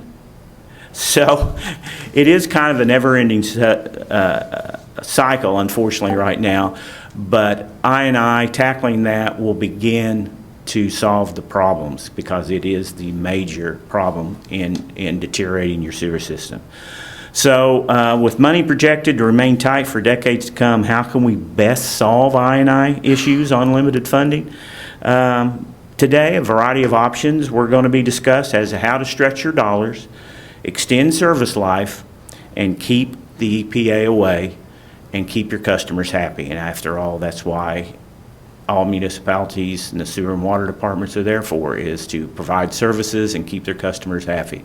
So with that, I'm going to turn it back over to Don to introduce a good speaker. Okay, now we get to justify the PowerPoint presentation. Robert, thank you. You're a friend to the industry, and I'll be darned if you haven't been a really good friend to me. 5 years ago, I went out to talk to Robert, and I said, Robert, I need a favor. I need to take this story about I&I to the top 10 fastest growing communities in the U.S. I want to go to them. It's hard for municipalities to come here. By the way, who in this audience is part of a municipality? Raise your hand. Good. How about contractors? Contractor? Yep, I knew that. Engineer? We have a good mix, except for contractors. You own that responsibility. So you'll, good. So Robert helped me. He couldn't put that plan together to put cheeks and seats in the top 10 major markets in the U.S., but he did allow me to do a pre-conference event in Fort Worth, Texas, 5 years ago. We did another one in Nashville. And we did it in Nashville, and we brought in a tape recording company. Thank you for being here, White Cloud.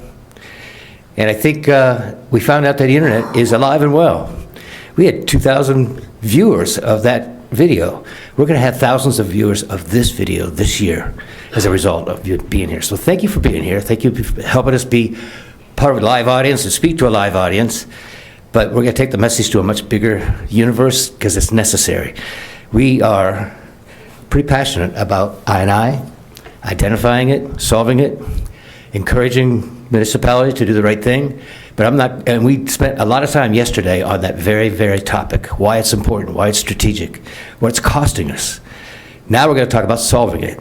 This is the fun day. If you guys were here, who was here yesterday? Unbelievable. Thank you for coming back. Today we're going to talk about pain relief. Yesterday it was pain, today it's about pain relief. When developing this subject matter and the experts here, I tried my best to be pretty objective about having an owner's opinion, perspective, contractor's perspective, engineer's perspective. Everybody's going to leave here with some resonating with some of the messaging here. I hope you take all of it home, but I know you'll take much of it. So today's really all about the solution. And let me advance here. This is my little infographic. So my subject matter experts have experience and they have knowledge, therefore they have wisdom. This little infographic is supposed to suggest that, but because I've asked them to only speak for 15 or 20 minutes, you're going to get distilled wisdom. That's even more powerful. It's harder to speak short than it is long. You're going to go home with some information that is crystallized and concentrated for your benefit. And I'm going to probably review yesterday real quick with you. Yesterday we had Adam Burke, Ira Speer, George Kurz, Jeff Maier speak about that very thing, the cause and the consequence. Today we're going to talk about with Tony Conn. I'll introduce him shortly. Mark Anctil of Logiball, Craig Closser of Madewell, John Manijak of Hair Construction, Jim Shelton, Arcadis Engineers. It's all about what can we do to fix the problem we've now identified. And I want to say thank you to Madewell. They sourced the cost of this video, and I'm so grateful to them. They know the value of spreading the gospel, and I'm grateful that they did this. So here's my guy yesterday, Adam Burke. Man, he's an engineer, 10 years experience, but his whole experience has been centered around identifying I&I and finding solutions. Yesterday, I said, we're not talking about solutions. Give me what you know about the problem, how painful it is. And it was an exercise and he's never done before, and he kind of enjoyed it. Ira, Ira was the voice of the city. He's a collection manager. Trials and tribulations as a collection manager is difficult because he's got priorities on day one, he's got emergency on day two, he's got obligations on day three. How do you manage that? It's hard. It's not easy. The municipalities sometimes need to outsource more consistent talent. It's just a difficult priority to cover. This is a new title of this guy is Dr. I&I. He didn't like that term, but I like it for him. He's given more pints of blood to identifying I&I and the cause and the consequence and helping cities know how painful that is or know how much I&I they've got. You can't solve anything until you identify you've got a problem. And he's done a really good job. He does it out of the goodness of his heart. He does not make a dime. This is his swan song. This is his payback to the world because he was in such a municipal decision maker early on in his life. He's still early in his life. Thank you for being here. This guy came at us with a lot of fire and brimstone. He's just a quality guy. If I had to find an inspector who worked for a municipality, he went to work as a contractor, and now he's an engineer, and he's a quality guy, and he brought in all those perspectives in one 15-minute segment. So my first guest is somebody that I admire a great deal. We've done a couple presentations together, webinars. He's a grandfather. I'm a grandfather. That's why I let this image come through like this. But he's got more initials behind his name than the alphabet's got letters. He's certified in everything you can imagine. In the city of Naperville, if it's water, Tony's got his fingerprint on it. Dirty water, clean water, storm water, he is water to Naperville. I admire this guy, and you will too. Please welcome Tony Conn.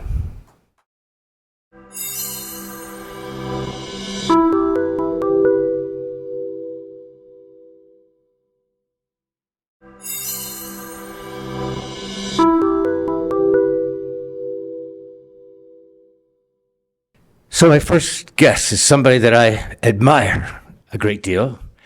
We've done a couple presentations together, webinars. He's a grandfather. I'm a grandfather. That's why I let this image come through like this. But he's got more initials behind his name than the alphabet's got letters. He's certified in everything you can imagine. In the city of Naperville, if it's water, Tony's got his fingerprint on it. Dirty water, clean water, storm water, he is water to Naperville. I admire this guy, and you will too. Please welcome Tony Conn. Good morning, everybody, and welcome back to everybody that was here yesterday. My name is Tony Conn. I'm the Deputy Director of Water Utility for the City of Naperville, in charge of water operations.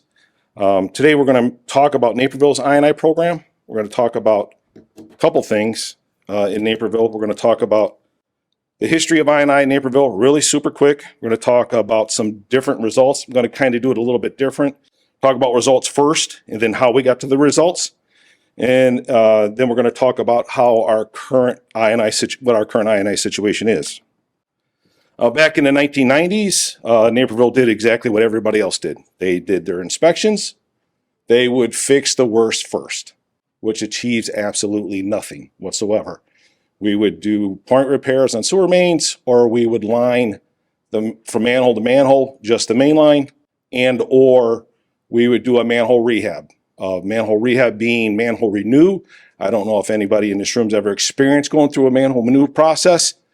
It's where you take the frame and cone off of the manhole, build forms inside the manhole, pour concrete, so you pouring a manhole inside a manhole. The nightmare is coming back the next day, especially in the summer, because it's 150 degrees in that manhole and you're in there taking those forms out. Nightmare. If you got those forms, do me a favor, throw them all in the garbage. In 2003, we had an extremely heavy rain event, and we were still experiencing backups everywhere we were doing our repairs at. We got really deep and dirty in inspections. We sent the TV trucks out. We sent our manhole guys out to do inspections, and lo and behold, everywhere that we fixed, the water migrated somewhere else. Keep in mind, when we in the 90s when we were doing our rehab work, we didn't do anything to laterals whatsoever. It was mainly point repairs, main lines, manholes. That was it. Didn't touch the laterals. Sure enough, we have TV sewer mains that were lined in between the hose pipe and the liner where the service lateral was cut out, water just pouring through. Manholes that weren't leaking before, just pouring water. So that's when we developed our holistic approach of doing full basin rehab, meaning we will line every piece of pipe if it's clay pipe, ASCP pipe, asbestos cement pipe, or truss pipe, automatically get lined. We will line every piece of pipe in a targeted flow basin. Then we will go back and do the manholes, and then we will go back and we worked up a program with LMK back in the day. Now it's Performance Pipeline to T-line the laterals all the way 18 foot up on the private property, which I'll talk a little bit more as we go along in the rehab part. So that's where we started seeing a lot of great results. Our flows were getting knocked down at the treatment plant. Our SSOs were getting knocked down. I'm getting less and less customer service calls during rain events. But then came 2013, a huge rain event in 2013, an area we haven't done any rehab work on, massive amount of backups, sewer backups. Sent our inspection crews out, come to find out the pipe is actually structurally sound. Majority of it, 90% of it, is clay pipe. Pipe is structurally sound. Service lines look like they're brand new. Joints leaking like a sieve. Everything's leaking like a sieve. Manholes, all the joints from the service laterals. So what we decided to do in this project is we continue with the lining of the mains, doing a different approach on the manholes, which I'll talk a little bit more about. And then we started, instead of lining the manhole or lining the laterals because it was structurally sound, we decided to chemical grout all the way from the mainline connection all the way up to the foundation of the home. So, and we got some really good results off of that. Again, I'm going to talk about results first. In this slide here, it actually talks about our flow reduction to our entire city of Naperville, to our wastewater treatment plant. In the graph, you can see that our population in Naperville continues to grow more and more and more, but our flow to our treatment plant continues to go down. And I edited this graph a little bit more because I finally got the data for 2003. We've actually lost another 1 million gallons of flow between 22 and 23. That has to do with a large interceptor we were doing. A flow to our treatment plant as our population continues to grow. Don't get me wrong, Naperville's almost maxed out. We're at about 155 now, 156. We'll be maxed out at about 165,000 people.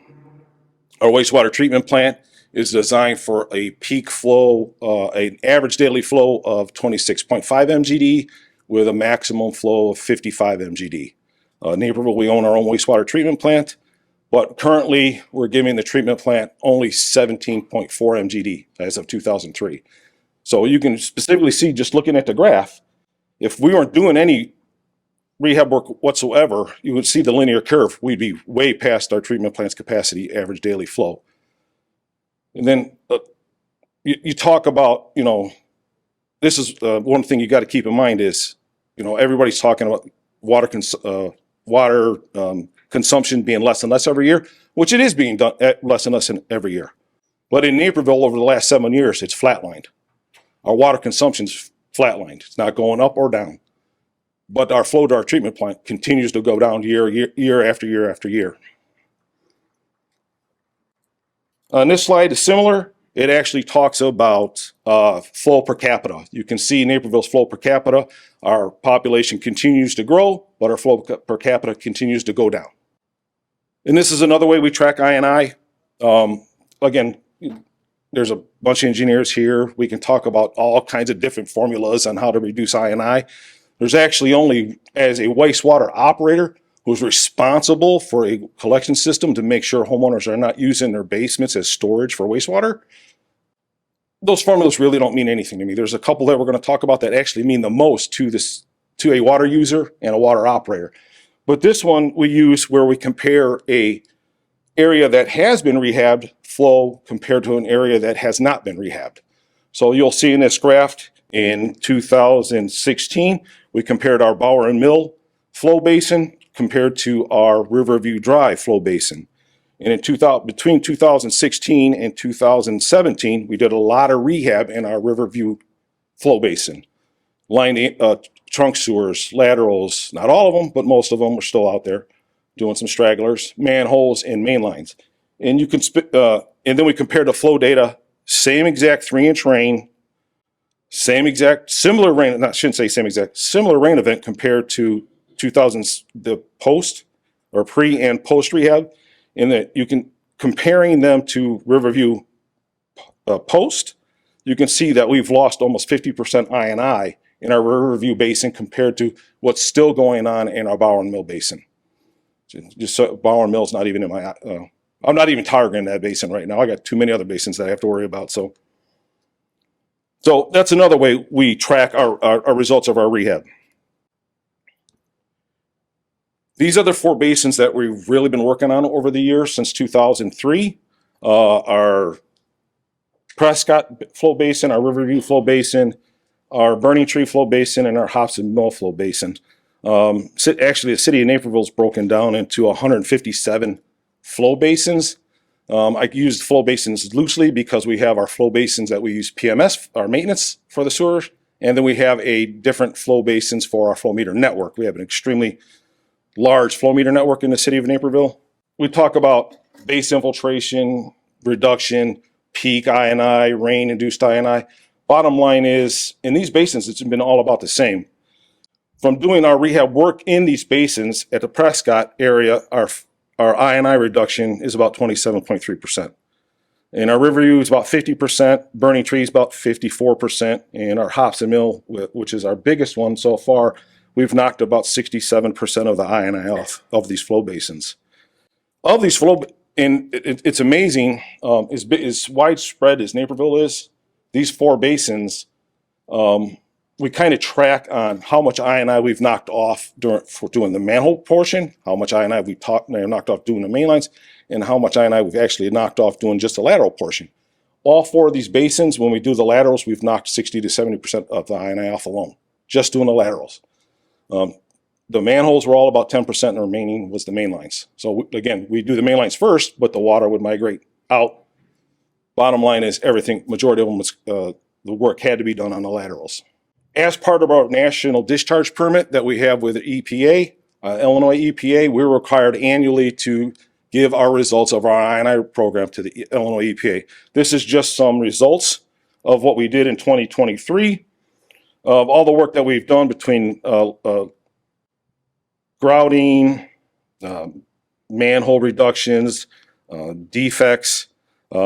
We've actually knocked off, well, I'm kind of jumping the gun. So we found about 464 defects, producing a little bit over 500,000 MGD. We're still working on some of these defects right now, but a lot of them were found from smoke testing. And a majority of those actually found from smoke testing, believe it or not, almost 80 to 90% of them were the upper structure of the manhole failed, which I'll talk about how we address that as we go along. This slide here actually goes over all of the rehab work that we've done in 23. And doing all of this rehab work, we've knocked off an estimated 1.32 million MGD of I&I just in 2023. So, and again, I apologize. I'm trying to get 15 to 20 minutes. I could talk about this for months, and I'm trying to get it done in 15 or 20 minutes. So I apologize for going along with this.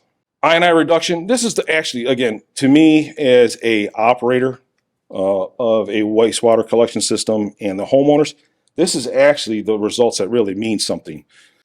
In Naperville, between 2007, with all the I&I reduction work that we've done specifically on laterals, our customer service calls, we went from 600 customer service calls in 200 in 2022 or 2020 down to, I'm so tongue twisted, 2007 down to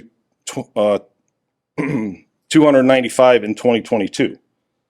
When you add dollars to it, I'm saving about $70,000 a year by not doing all these extra customer service calls. Right. Did you cherry pick those numbers, or is that a consistent trend? It's a consistent trend. I actually glanced this morning. We use CityWorks as our CMS system. I super glanced this morning on how many we had in 2023. We had 286 customer service calls in 2023. So the great thing about it is now, besides we're saving money on customer service calls, now I know my homeowner, our water users, are not having problems in their basements, but also now my crews are out, instead of chasing customer service calls, they're out doing core work they should be doing to prevent dry water backups. We should be flushing sewer mains, doing additional inspections, doing condition assessments on the entire collection system, which if I'm doing customer service calls, I can't do that work. The program is totally allowing us to do our core work. Besides that, talked about reduction in maintenance costs. Great example, use it all the time, is there's areas that we've done, we had to root cut every year. Now, if you guys have any experience with root cutting, it's expensive, it's a pain in the butt, and it's very unsafe. But by doing the sewer rehab work that we've done, not just the main lines, but I contribute a lot of this to rehabbing the laterals. Now, instead of me root cutting every year, my crews only have to jet flush these areas once every 4 years, saving $90,000 in cleaning costs out every year. So, and this is the one that means the most to me, being a manager of a collection system. If you think about it, if my guys are not cleaning a sewer every year, they're not lifting that many manholes anymore, are they? They're not going in that many confined spaces anymore now, are they? Less chances of the guys getting hurt. That you can't put a cost on that. If the guy's not getting hurt, you can't put a cost on that whatsoever. That's my biggest savings right there. My guys are not getting hurt. Also, we kind of talked about it yesterday. When you reduce I&I, you're reducing your electric costs, your pump stations. I'm not going to cover this too much because from what I've seen, there's really no true calculator that shows that stuff. Just that I know my run times on my pump stations are gone way down, and I haven't had a lift station failure since 1994. So, and that's due to my, actually, big kudos to my lift station mechanics for that stuff.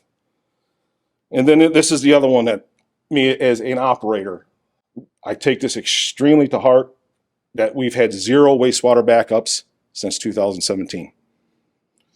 Keep in mind, Naperville's collection system, just shy of 700 miles. We have 45,000 customers, population 155,000 people, 0 wastewater backups. That's all. Again, we can talk about results all day long, different calculations. These are the ones that actually mean the most to us. Understanding how we got to these results, hopefully these videos work. Like I was talking about before, in 2003, when we went back and did the inspections, we noticed water migration. If you understand water migration, your I&I program, it is possible for you to reduce I&I to a very successful level. Plain as day. Hopefully these videos will work. This is actually a trunk sewer that we lined. Believe it or not, I'm standing at the manhole while the liner is getting the exotherm. The second the liner gets the exotherm, you know, when you look in a manhole, it's that nice concrete color, like the chairs. You can literally see it changing color as the liner got the exotherm. The groundwater was rising and rising and rising until it got to the joints and the dog houses. Started pouring in a manhole that never leaked before. Water migration. This one here is a 12-inch main line that we lined in the burning tree area, one of the flow basins we talked about. That is a 12-inch line that has 8 inches of water in it. Clear, crystal, you can drink this stuff, it's that clear. Every bit of this water is coming from the laterals since after we lined it. The second that liner got the exotherm, every lateral started leaking. So that's all that we know. That's all that water, those hoses and everything are the cutters going through, cutting it. That's second we opened them. It was like a tsunami. It was crazy. I'm surprised we didn't cause sewer backups just from the groundwater when we had them covered. So it's crazy. But once you understand water migration, you will have a successful I&I program if you're willing to do it. Again, understanding water migration. One last example of this is a 24-inch truck sewer that we just lined last year with glass reinforced UV cured liner. The second we reinstated the service, and hopefully you can see it. I can't see it all that well in this screen. You can see all the clear water running out of that service line. All that water is coming between the hose pipe and the liner. To solve that, This is our standard practice now. After we do trunk sewers, if it has a lateral or anything, we go back and we grout the first 6 feet of the lateral. So our biggest goal is to seal up that annular space between the hose pipe and the liner, but also if there's any possible leaks in the joints, because that is the weakest link of your sewer system, is that connection. So we'll grout the first 6 feet. This slide here shows the results of the chemical grout. No more water. And actually, the guy, I just talking to the guys this morning, they were out there doing some TV work. They dropped the camera in. Still looks like this. So very successful doing that. Another thing that I forgot, because we don't have a whole lot of time, but it's very important. Before we do a lot of, John Manijak can contest to this, before we line, this is strictly with interceptors, before we line the interceptor, we will grout every single joint before we line it to stop water migration. So our current methods of our current methods of rehabilitation on I&I reduction, main lines and truck sewers and interceptors. Small diameter liners, which small diameter pipes, what we consider small diameter, are between 6-inch and 21-inch. Anything larger than 21-inch, all the way up to our 60-inch interceptors. Obviously, we call it either our trunk sewer or an interceptor. They are all lined from manhole to manhole. Every service is reinstated 100%. Has to be reinstated 100% because of our T-lining program for our lateral rehab. Every termination point at the manholes is sealed with insignia end seals, and then from that point on, they're also sealed with CIPP 31. I had a conversation with Don the other day about Secador products. Secador 31 is a epoxy cement that is created by Secador. It is proven time and time again that we've seen, it is the only epoxy that will stick to a cure-in-place liner for a long period of time. We started using Secador 33, 31, 32, and 33 about 20 years ago. Send my guys out to double check. Still there.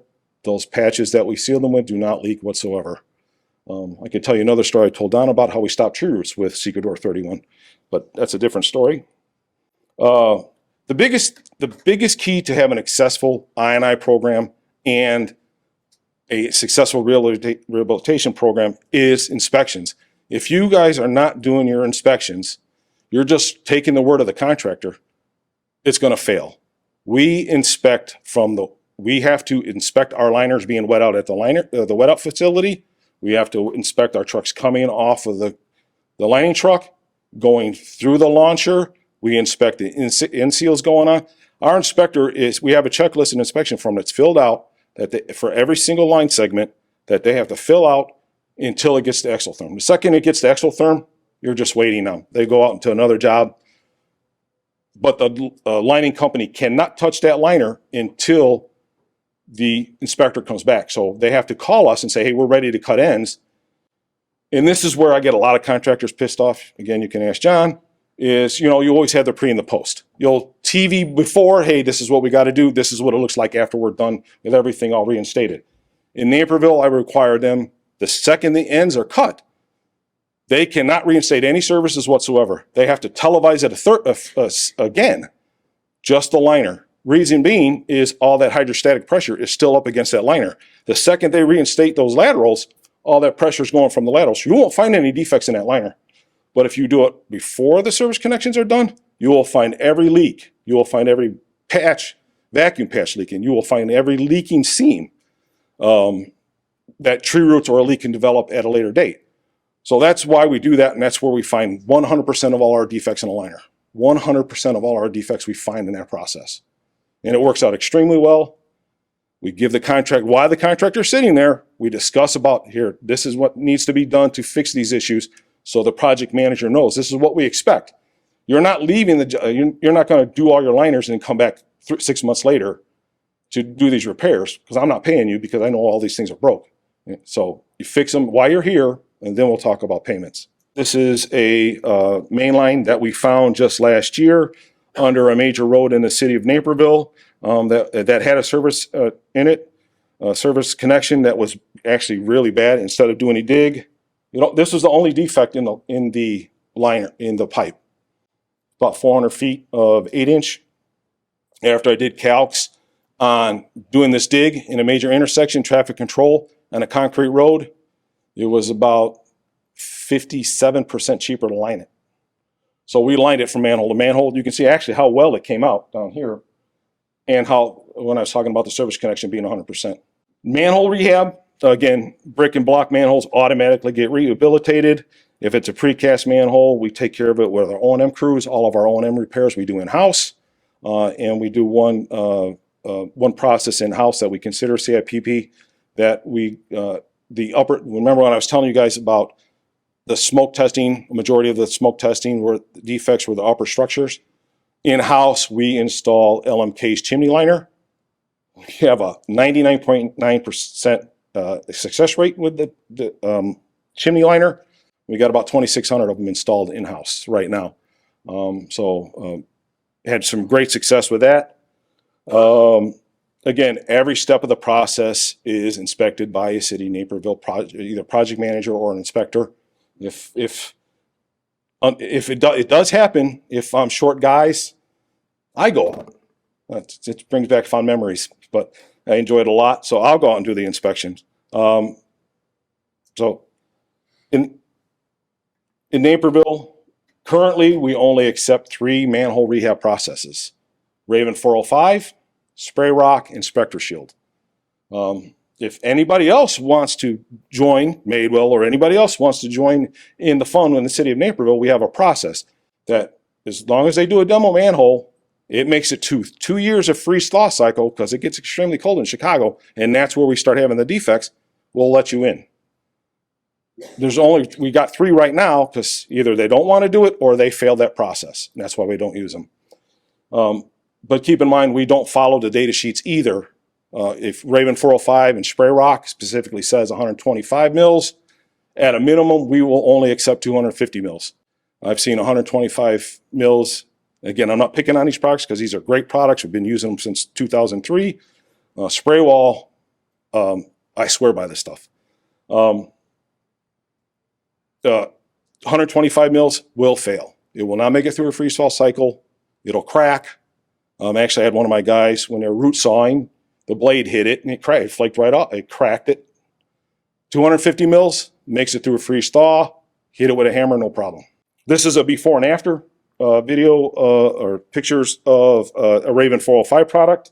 And then laterals. I think I'm running out of time right now, so I'm going to speed it up a little bit. Lateral rehab, we do it 2 ways.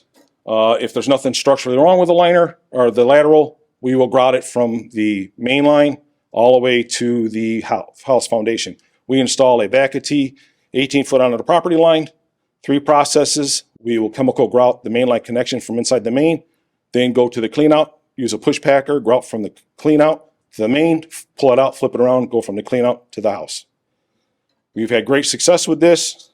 Hopefully we can continue to do this, but we mainly only use it if the lateral is structurally sound.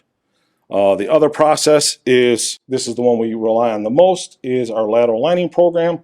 We use all 3 processes, but our main goal is to install a clean out 18 foot under private property. We will line all the way up to that private property. That manhole. Reason being, we get away from all the stormwater crossings in most areas in Naperville. That 18 foot mark gets us away from the groundwater table, except for Crest Creek. And these are the 3 processes of the liners that we use: the full liner, the shorty, and the stubby. And this is a process that we just recently started. Because all I do is think about this stuff, I was thinking about, what the heck are we doing with the drop assemblies? How many people, do you guys do rehab of drop assemblies? You line the main manhole to manhole, what are you doing with a drop assembly?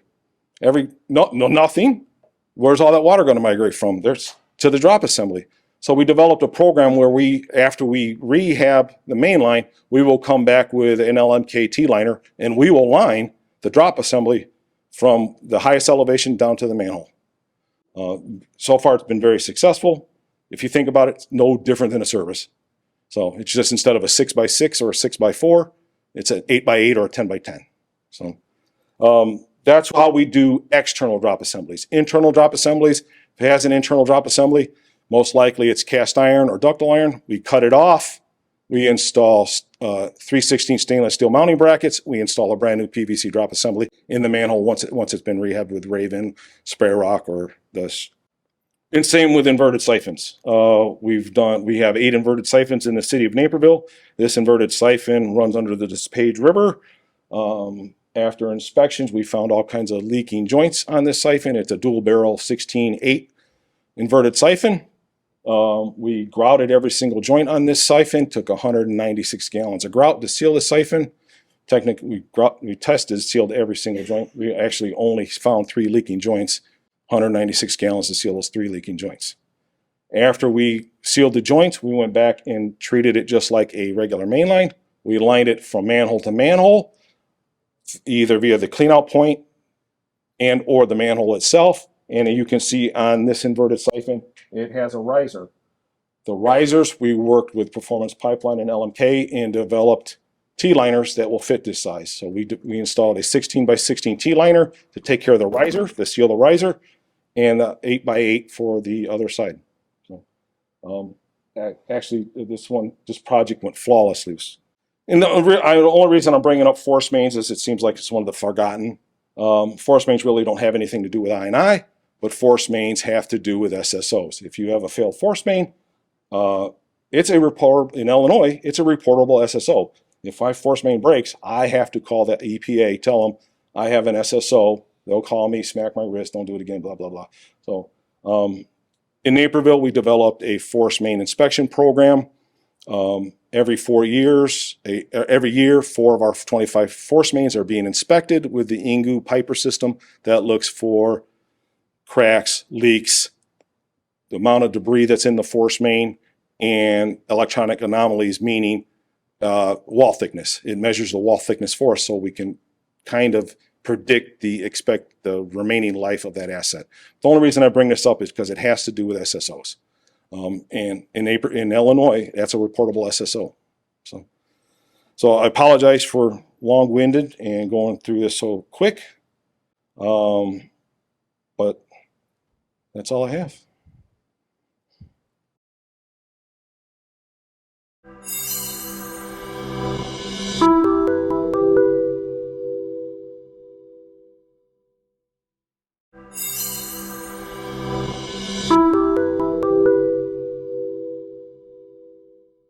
I think one of the guys who could speak best about grouting in this industry is Mark Anctil. One of the most rewarding things I've ever done in my life is go out and do a series of grout schools, 2-day grout schools. They were just fun, intense. We evaluated each one we did. We said, how can we do it better next time? And we got better every time. It's the most rewarding thing I've done, one of the most rewarding things that I've done. And every grout school I've ever done, it's always been with him, except for one. One, he got snowed in Canada. That's the upside, downside of Canada. So we brought him in by video, and it worked out great. You got the next 20 minutes, you're going to have a great, passionate speaker, almost as much as Tony. But please welcome Mark Anctil. Good morning, everyone, and thank you for coming and attending this class. I'm going to talk a little more about the tools to be able to do some chemical grouting or test and seal processes. So the idea, of course, is we're going out and we're building trenches and highways for pipes, right?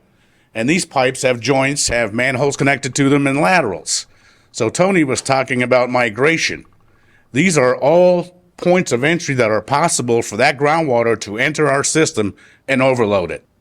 We have to treat this in a holistic approach. Groundwater does not disappear. Groundwater moves. We stop it at one door, it will try and find a point of entry at the next one. So when you're doing work in a basin, and I remember back in 1994, people were all working on main lines. And then you come into 2003, and now all of a sudden, all their laterals are contributing 50% of the I&I. Water moves. So we have to address these points, 1, 2, 3, and 4 holistically. We provide solutions, the equipment, to address these issues, whether it be lateral connections, mainline joints, laterals from a clean-out access, laterals coming in at a manhole, longitudinal cracks, even though grouting is not a structural repair method. All these things are possible, depending on the condition of your pipes and your access point. So what is chemical grouting? It's very difficult to put your hands on chemical grouting because it's going outside the pipe. It's hard to get samples, unlike CIPP or fold and form or other technologies.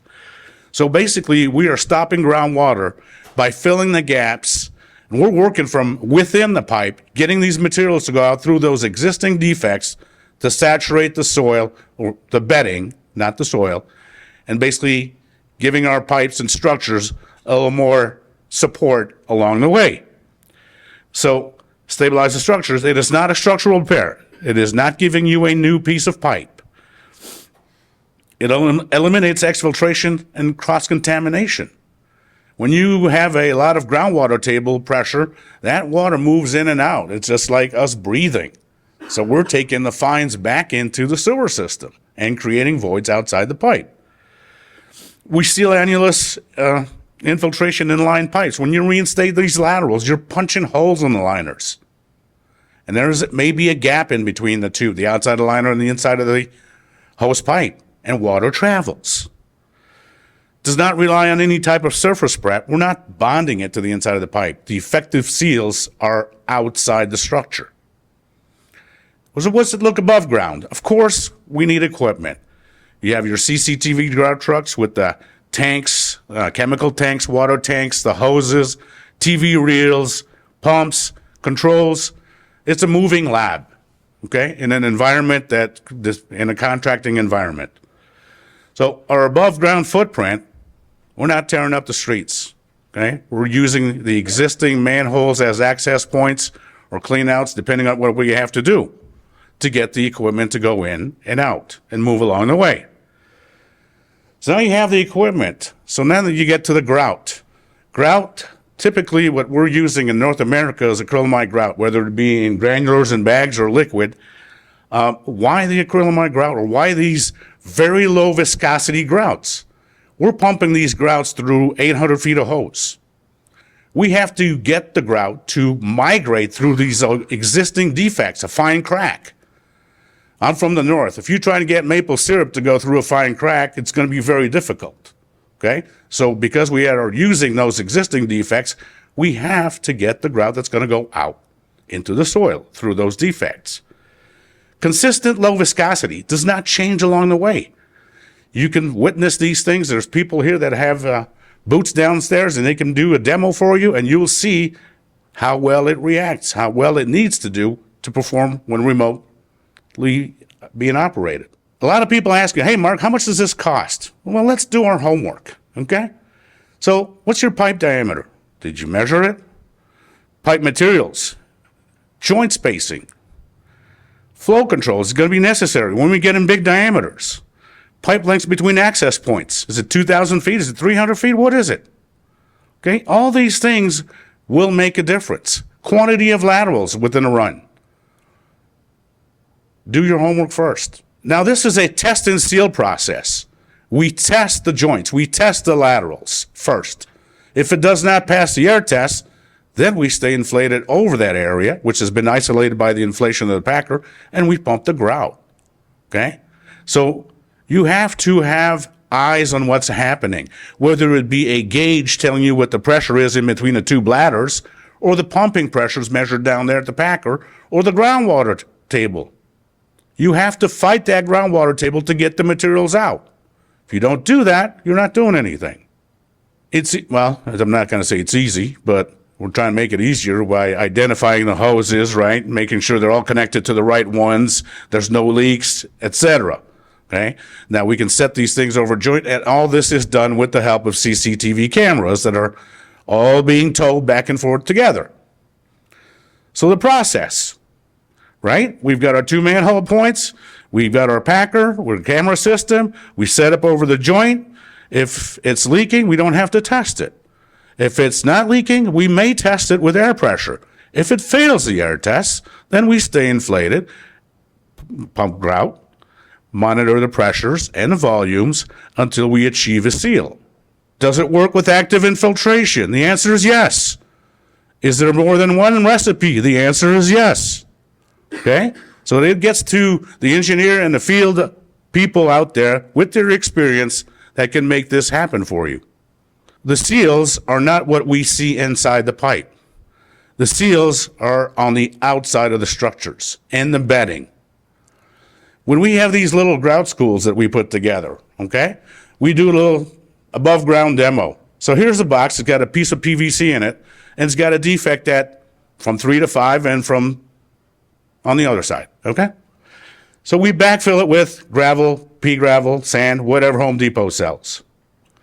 And then we take it apart and we wash out the non-saturated soil, bedding.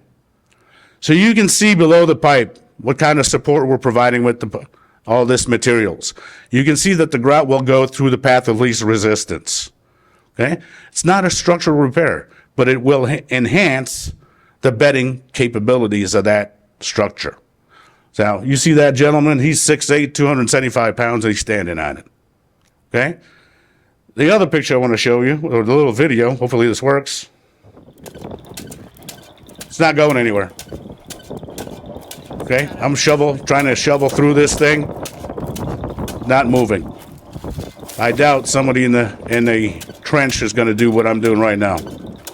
Okay, so I just wanted to show you it's going to provide a mass of grouted soil bedding, preventing that groundwater from migrating through that joint or defect. Now there's also NASCO ICGC that have performed test cell. That test cell report is available from NASCO, which will give you a lot of information. Different soils mean different things, or different bedding conditions mean different things. Saturation in clay versus sand versus 57 stone is going to be different, and sometimes different approaches have to be taken to get a successful sealing project. There are documents that exist out there of NASCO and others. You can find them on nasco.org or sewergrouting.com. They will those are free. I invite you to review these things. They are priceless. Capabilities. There's a lot of things you can do, but you're not going to grout with a packer brick sewers. You will push out those bricks. Whether it be elliptical pipes, you can do that. Longitudinal fractures or cracks are structural defects, but you'll hear more, I believe, with Jim later on this technology. Box culverts, large diameter pipes, and fiberglass or channels, inserts, the joints have to be tested, or all things that can be done. Now we move on to laterals, right? Harder access, use it from the main. So we decide to get a 3-point seal. A, B, and C are actually up against the pipe and to isolate a portion of the lateral from the main line, which can be tested and sealed. Same concept. The only thing is a vacuum will retract that yellow bladder back into the mainline part once we're all done. Concept, it's the same thing. Bring it in, rotate it, align it, invert the yellow bladder into the lateral on a certain distance, a known distance. Isolate the T or the Y from the air test. If it fails, grout. Post-test, deflate, vacuum, move on to the next one. Okay? Seems simple. Okay? Some days you're going to get 0 done, some days you're going to get 12 done. Here we go again. You see residual material inside. That is a necessary evil for the grout A and B to mix together on a certain distance up in the lateral. That's the mixing chamber and residual grout. You have ideas of what to expect. Now you're in line pipe. Where's that grout go, right? So you line the pipe, you reinstate the service, like Tony does, and you grout. The grout will take the path of least resistance. That may be between the liner and the hose pipe, first joint up, another crack, etc. So that's why we're going to monitor pressures as we're performing this work, along with the volumes of grout placed. So you see one of these examples here, that white PVC pipe is cracked, it's been lined.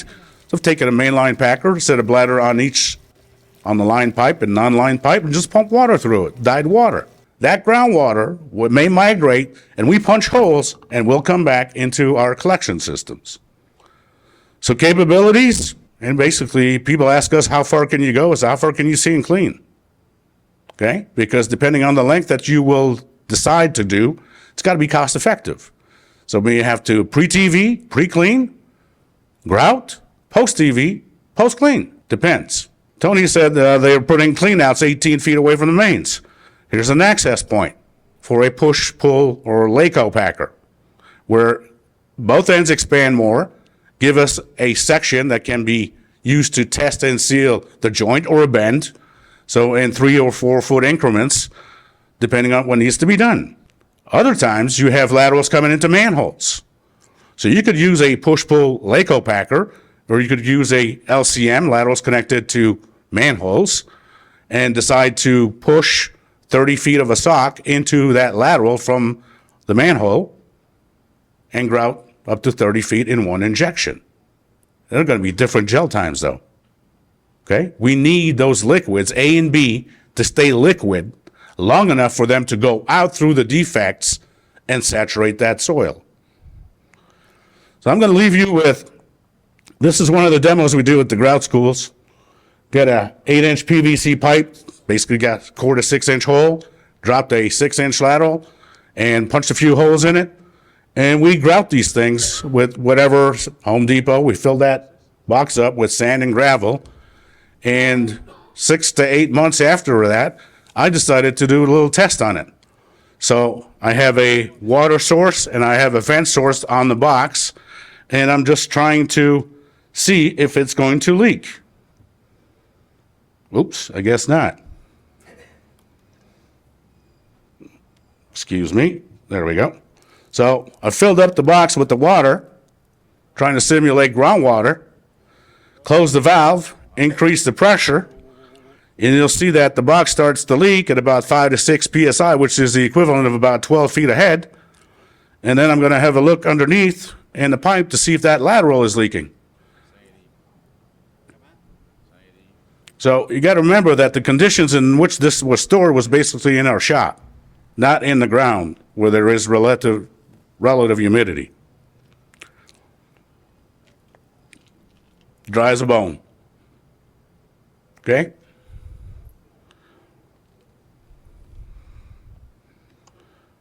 So, in conclusion, this is infiltration, exfiltration, and erosion control remediation process. A lot of names there. Least expensive of the whole gang, probably. Not without giving you a new piece of pipe. Seals are achieved from the outside of the pipe through existing defects. It's been done for 55 plus years. And I put it in green here because the proper application of these chemical grouts will provide long-term results. Stabilize the pipe bedding. That's the added value on top of sealing those defects. Grouting is like a 3-lane highway. You start in the middle and you adapt to what you find. Sometimes you may have to move to the left lane, sometimes to the right lane. Thank you.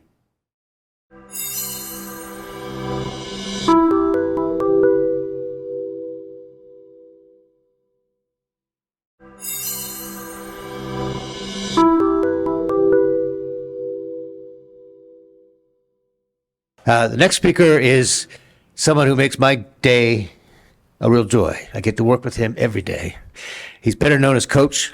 We have 49 certified applicators out there. They all lean on him, rely on him for advice, for bid recommendations, for quoting. He makes the world go round for a lot of these certified applicators that are partners of Madewell. And he's better known as Coach. And you'll probably see that in this presentation. He's got a quality about him that's really done well. Please come up. I'd like to introduce you to, what's your name again? Craig Closser, Coach. All right. Good morning, everybody. Started off in '96 with, as a contractor doing mainline grouting, televising, chemical grouting, curtain grouting of manholes, and then got into several different products for manhole rehab. And as our time went, it seemed like we were getting noticed more for manhole rehab, and to get out there and,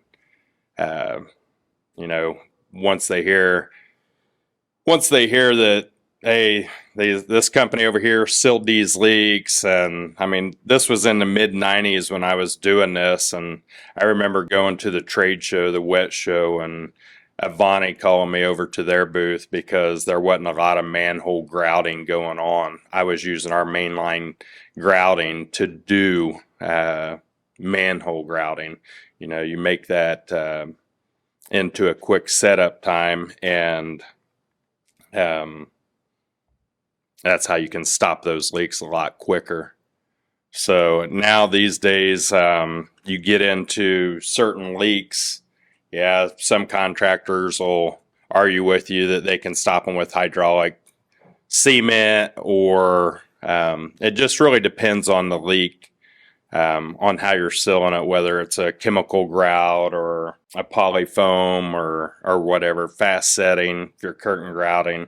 So today, what I'm going to be talking about is more manhole rehabilitation and sealing off the infiltration. We'll get into why rehabilitate manholes. As you can see here on this first one, this picture, we run into these a lot. Our contractors run into these a lot, brick manholes. So right off the bat, when you run into a brick manhole, with our system, most of the time, we're going to put an inch of cementitious material on it right off the bat. You put a ½ inch on it by the time you're done, and you've troweled it in there or smoothed it out. A lot of times you might only have a ½ inch surface with that mortar. So bricks, ½ inch, precast block, a lot of times brick precast an inch, and then just depends basically what your substrate is. Brick, precast, block. Every manhole is unique. As we'll go through here, you'll see some different structures.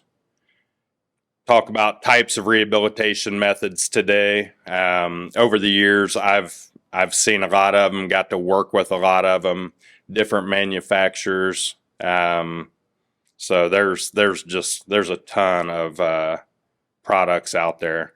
Pros and cons of each type of rehab there is. No matter what type of, whether it's brick, block, precast, you'll probably hear it a lot. You've probably heard it a lot. Prep is king. You don't do the prep right, that's what your liner is going to be attaching itself to. That's what it's going to try to adhere itself to. So if the prep's not done right and you have a dirty structure and you're lining against it, you're probably don't have much of a warranty behind that product. Got to agree with Tony. Inspection before, during, after. A lot of these contracts with manhole rehab, it's say I've got 2,000 vertical feet and they turn the contractor loose. There's not much inspection. There's not much testing. As Tony said, what he likes to do, it's what Madewell likes to do as well, is go out, go do that free demo for the county, the city, the owner. Put your product in the ground for them to look at it, monitor it, so they can see what it's going to do. Testing without creating issues, we'll get into that as well. A lot of different testing you can do for manhole rehab. Many of the U.S. Manholes, you got 21 million manholes that are in need of immediate rehabilitation or replacement through the EPA. This picture you'll see a lot. You've got this manhole at the bottom base where you've got heavy infiltration. So you've got both inflow and infiltration. Inflow is the surface water. I'll show some pictures on that, explain it a little bit. Enters the manholes through the frame, the chimney, the covers. Infiltration is the groundwater, so it's going to be coming through the joints, the laterals, voids that are in the structure, lift holes, steps, wherever it can find its way in there. On an average, approximately 30% of I&I is attributed to the manhole structures. Reduces the plant capacity, source of SSOs, and increases the operational cost. This next picture we have is showing you a brick manhole compared to the precast. Basically, they're the same, of course, as far as the chimney. It shows you here the frame, the cover, the seal under the frame, the chimney, which narrows down usually about 24-inch on a manhole, opens up to the cone and goes down into the barrels, which is 48-inch. Sources of infiltration into manholes. Manholes located near curbs and or gutters are highly susceptible for I&I. Broken or cracked frames. Wall seepage through mortar between brick or concrete, the base of manhole, the joints, again, lift holes, riser sections, ladder rungs, deteriorated benches and channels. As you can see on that picture again, the infiltration at the bottom coming in all over where the bench wall was placed after the structure. So multiple points of failure here. As you can see on this, as it rains, you're going to have that first picture where it's puddling up, running in through the cover, running in through the frame. More than likely, as the second picture shows, it's probably coming in through the chimney as well, where it's all deteriorated and brick. You've got the manhole steps. And as you can see on those steps to the side of them where the lift holes are, multiple points of failure. This bottom left picture there, that's where they're grouting it. If you look in the top left corner, you can see what we call a grouting needle. So what they're doing there is they've drilled a hole, or what we call drill and seal. So they've drilled that hole and they'll get that pressure coming out through their drill hole, where they take the pressure off of where it's leaking around that pipe connection. So where you see all that milk color, it's leaking on top of the pipe coming through that pipe connection. So a lot of times what our contractors will do, they'll take a hydraulic cement and they'll seal off that pipe connection to a certain point and get that pressure up coming out at one part of the pipe connection. Then they'll drill it, start sealing it. And as you see the grout coming through, that milk, basically, there's different colors. Most of the time it's green or a foam. So as you get that grout out through that hole you left open on the pipe connection, you'll start plugging it up with oakum, just enough to slow it down to where it can start reacting and filling the void outside to stop that leak on that pipe connection. Then you'll seal your holes off and, of course, line the structure. That middle picture there, that's basically this manhole's deteriorated more than likely from H2S, hydrogen sulfide, where you go in, you pressure wash it, and the next thing you know, you're starting to run into the wire in the precast, which basically means your walls are starting to get thin. Usually what you want to do with them, most contractors are going to line right over it. What you really need to do is abrasive blast that wire, get it down to white metal, get it all cleaned up, put a form of a primer or a putty on it, let it set, then you can line over that. The last couple pictures there, it shows the bench at the bottom, got clay tile coming into it. Clay tile, of course, is susceptible to leaking all around it. You've got the joints, the ladder rung. That last picture, you can see where it's been lined at one point, but it looks like they've tried resealing it. You can see the Kent seal or the tar coming out. On the side, you've got roots, old ladder rungs. The wall interior on him, again, just more defects in these manholes. You get into some of these brick manholes and you'll see some of these longitudinal cracks. Where it's fractured down through there. Most of the time you're going to grout that, do some sort of injection grouting. Instead of just putting a cementitious or a coating over that, you want to seal that crack up. More roots.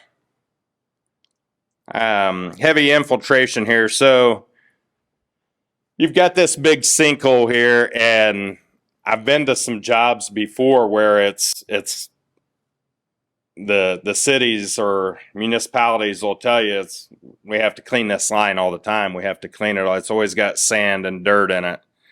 Well, that sand and dirt's coming from somewhere, and as you're cleaning it time and time again, you're creating voids somewhere, and that's exactly what this picture is.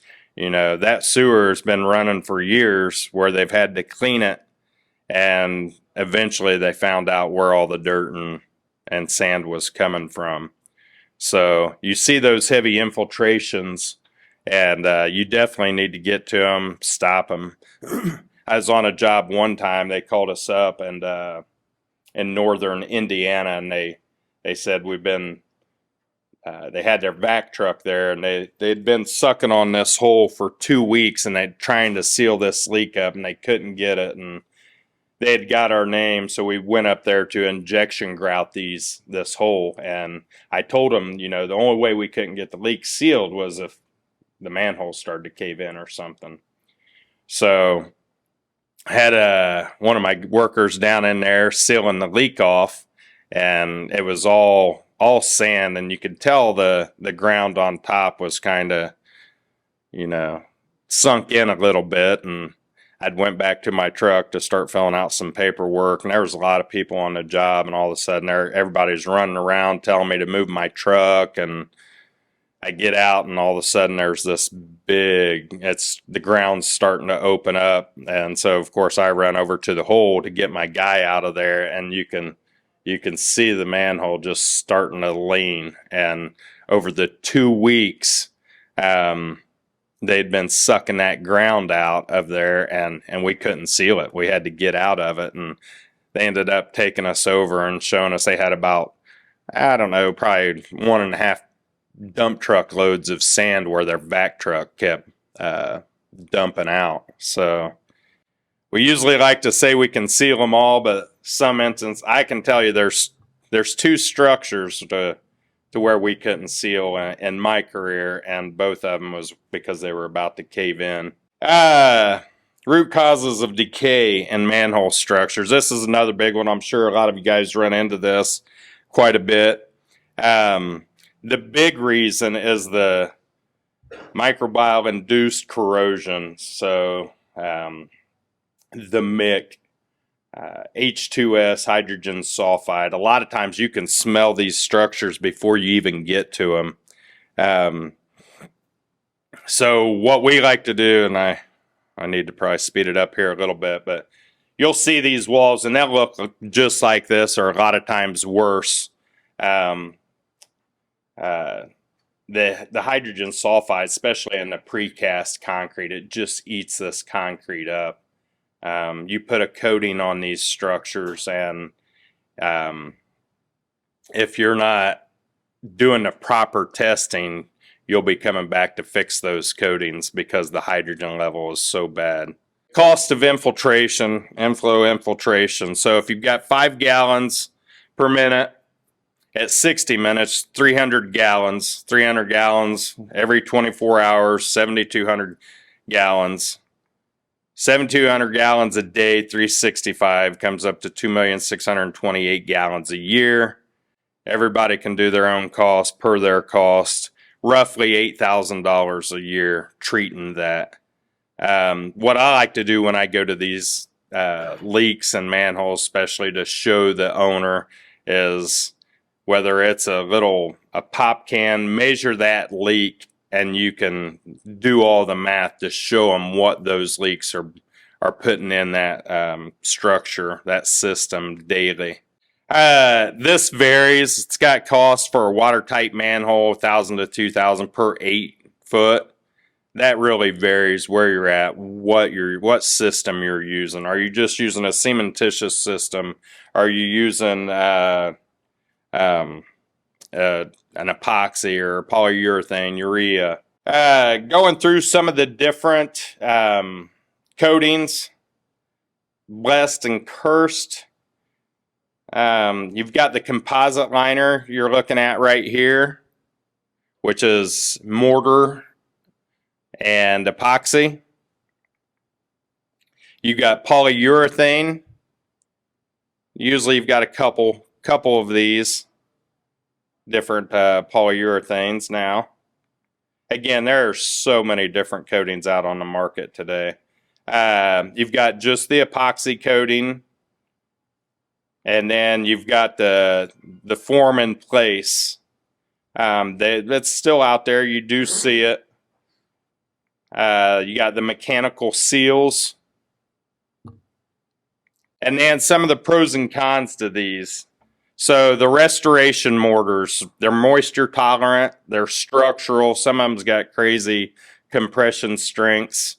It's an I&I barrier, can be applied to in thick lifts. So anywhere from, most of the time, 3 inches. They can go on up, but I've only know of one place that uses 3 inches of mortar on their structures. Don't know why, but they do it. You'll see these coating ranges all over the place. Protective coating, excellent condition, corrosion resistance, easy to clean, high adhesion to concrete. They can't fill the bug holes, smooth, rough, deteriorated surfaces, and not usually very moisture tolerant. Composite liners, the mortars and epoxies, it's moisture tolerant, pretty much thrives on that. It's structural, it's an I&I barrier, can be applied in many different thicknesses, excellent corrosion resistant, high adhesion to concrete, brick, and easy to clean. Then you've got the CIPM, excellent moisture tolerance, easy to clean, corrosion resistant. Not the best adhesion and can be pretty costly. Mechanical seals are great. They're excellent, of course, for moisture, easy to clean, low corrosion resistant, non-structural, and they can be costly as well. So we've got migrating inflow and infiltration, mitigating inflow and infiltration, optimizing the bench flow, restoring structural integrity, protecting against corrosion, or all of the above. Surface prep, again, surface prep is king, and you'll know from watching your contractors right off the bat if they're just trying to fly through or they're taking this the lining serious and they know what they're doing, because prep, the first step is the prep, and it has to be followed, done. It's estimated 85% of coating failures are directly attributed and incorrect or inadequate surface preparation. So, I mean, we'll go to train a lot of the contractors, and normally we'll let them take off and run with it. And most of the time, we always have to stop them on prep. It's not a race. You need to get in there. Some people like to clean everything from the top. You have to set the tripod up, detect the gases in the structure, get in there and prep these structures. So you've got the visual inspection, pressure washing, validate the substrate, active leak correction. So of course, before you put your liner in there, you're going to get in there and seal all of these leaks. A big step that we push, especially with the, I talked to Jim about this a lot yesterday.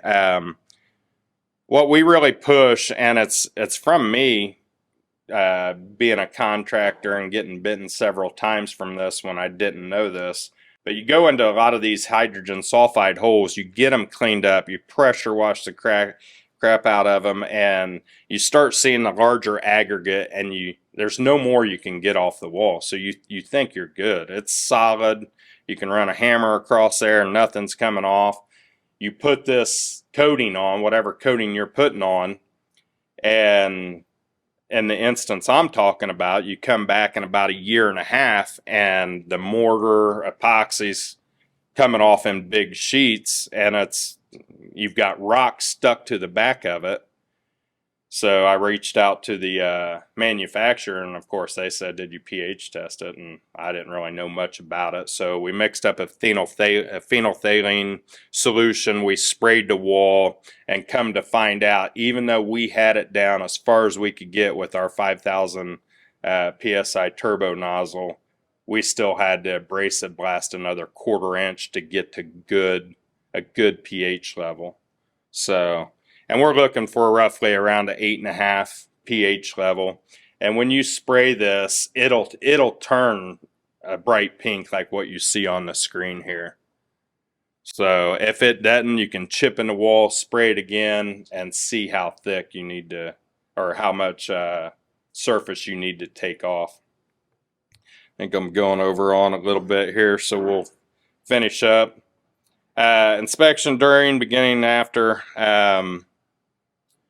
Start with the details and the data to build a good plan. Be sure the application process for the selection type rehabilitation is followed. So it sounds like Tony's does a great job out there. I mean, again, if you're going to let these contractors come in and go at it on their own, some of them definitely you can count on, but we would prefer inspector out there making sure, especially prep, liner, and the testing to be followed up by an inspector. Some of the testing, destructive testing, is the core testing, which is the adhesion testing. So it's a good test to see for adhesion, and you can measure that thickness. But it is a destructive test. You just put this liner in there, and now you're coring into it, creating holes. Some of the non-destructive is the wet film, samples taken, sounding. They actually have sounding tools out there that you can put on broomsticks, or you can sound this whole structure, and you can tell where hollow spots are and where it is adhered. Holiday detection. Detection, just like the pH, is huge when it comes to heavy hydrogen sulfide holes. So you come up against a heavy hydrogen sulfide hole, pH test and holiday testing are the two main keys for those structures.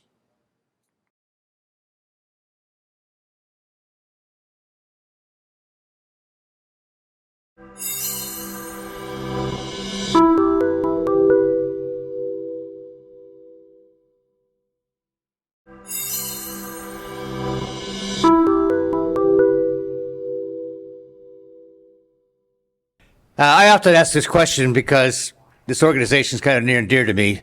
Is anybody familiar with NASCO? If you are, raise your hand. Good. I'm kind of a NASCO nut, but there's a guy that's even nuttier than that, associated with NASCO, and that's John Manijak. I'm going to introduce you to him right now. He's given pints of blood to the organization. Others have as well, but John gives and gives and gives, and he gets back. He does get back. We all do, for donating time, energy, and effort to NASCO. There's more than one. All of us who are presenting today are members of NASCO, and we're proud of it. But I'm proud of this guy. I've watched him evolve and grow as a professional, and he's a contractor, right? So I wanted to make sure we had contractor blood in this presentation. And we got it with John Manijak. Please welcome John. As a contractor, I know how to work within limits. So let's move into my presentation. This is limiting I&I through CIPP and SIPL. Some of the stuff I want to cover in the next 15, 20 minutes is very important to me so that you guys understand what we are doing and why does CIPP, why is it limited in eliminating infiltration, right? The things that we can do to repair it, fix it, seal it off like Tony normally does. I'll also cover a little bit of SIPL, which is spray in place pipelining, and talk about those issues too. First of all, what is CIPP? CIPP is a cured in place pipelining. That's what it stands for.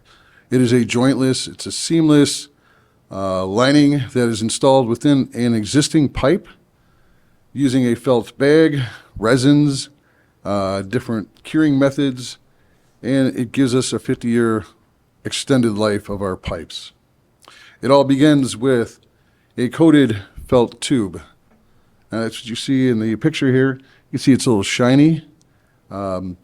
These tubes are, or what I call bags, are manufactured in a multi-stage production using predetermined thicknesses. We'll talk about how we get to that point. The coating on the outside that you see there is a PE or PU coating that eventually ends up on the inside of the pipe. They use fiberglass or hybrid glass to weave these units together, and it is very quality controlled when we get to the end. The resin systems that we use have excellent chemical resistance in them. They contribute to the overall strength of the finished product. They are sensitive to heat, so they are thermoset or they are ambient cured, and they are also made out of polyesters, vinyl esters over epoxies. So that all being said, when we look at the pipes that we're putting these liners into place, right? We have cracks, we have holes, we have open joints, we have fractures, right?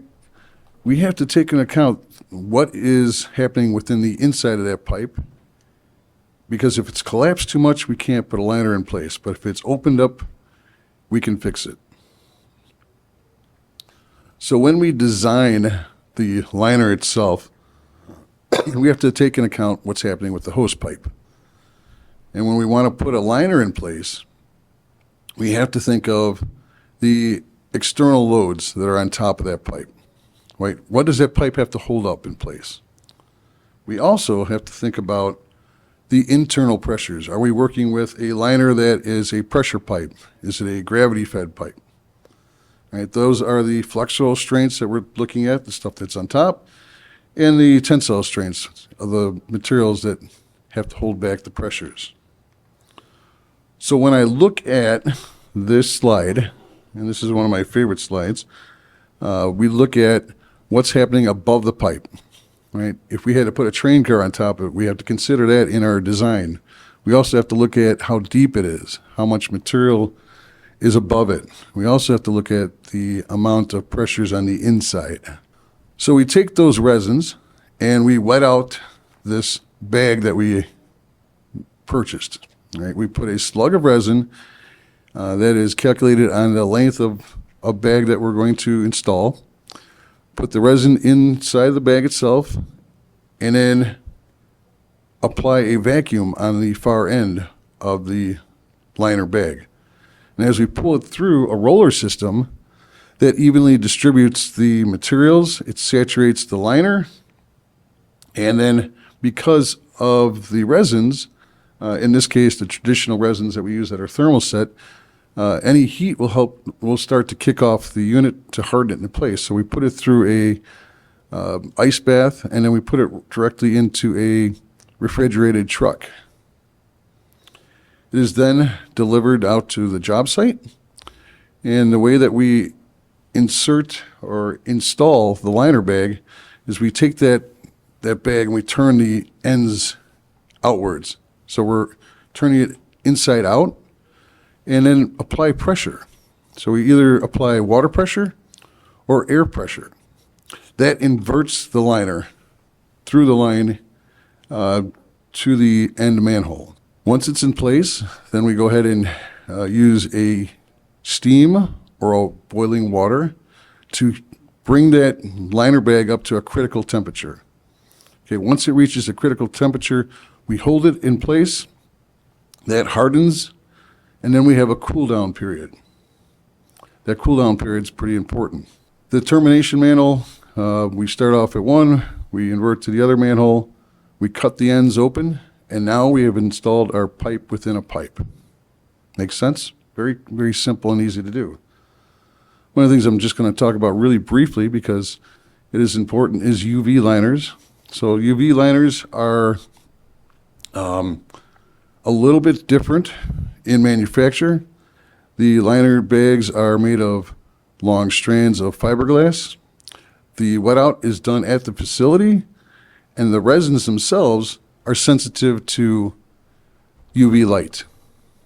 They have a outer liner that has, it is impenetrable to UV light, and an interior liner lining that allows for UV lights to pass through it. Okay, this unit is then sealed up into a box and kept away from UV light. When we get it out to the job site, we install a slip sheet and then pull this liner in place. So we don't invert it, we pull it into place, we inflate it, and then once it's inflated, we put a light train in place. And that light train has various lights that you can look at it. You can look at it without curing the system, or you can turn on the UV lights, pull it through, and cure the system out. But either way, the traditional or the UV CIPP liners, once we're done curing and the cool down has happened, one more thing about UV, it does not use heat to cure itself. It's UV that cures it, but heat is a byproduct. So once we get to that point of the curing and the reinstatement, we use a cutter system that is remotely controlled to open up these laterals. At the end, we get a completed liner, right? Joints are covered. It is a jointless, a seamless, a pipe within a pipe that now gives us 50 years.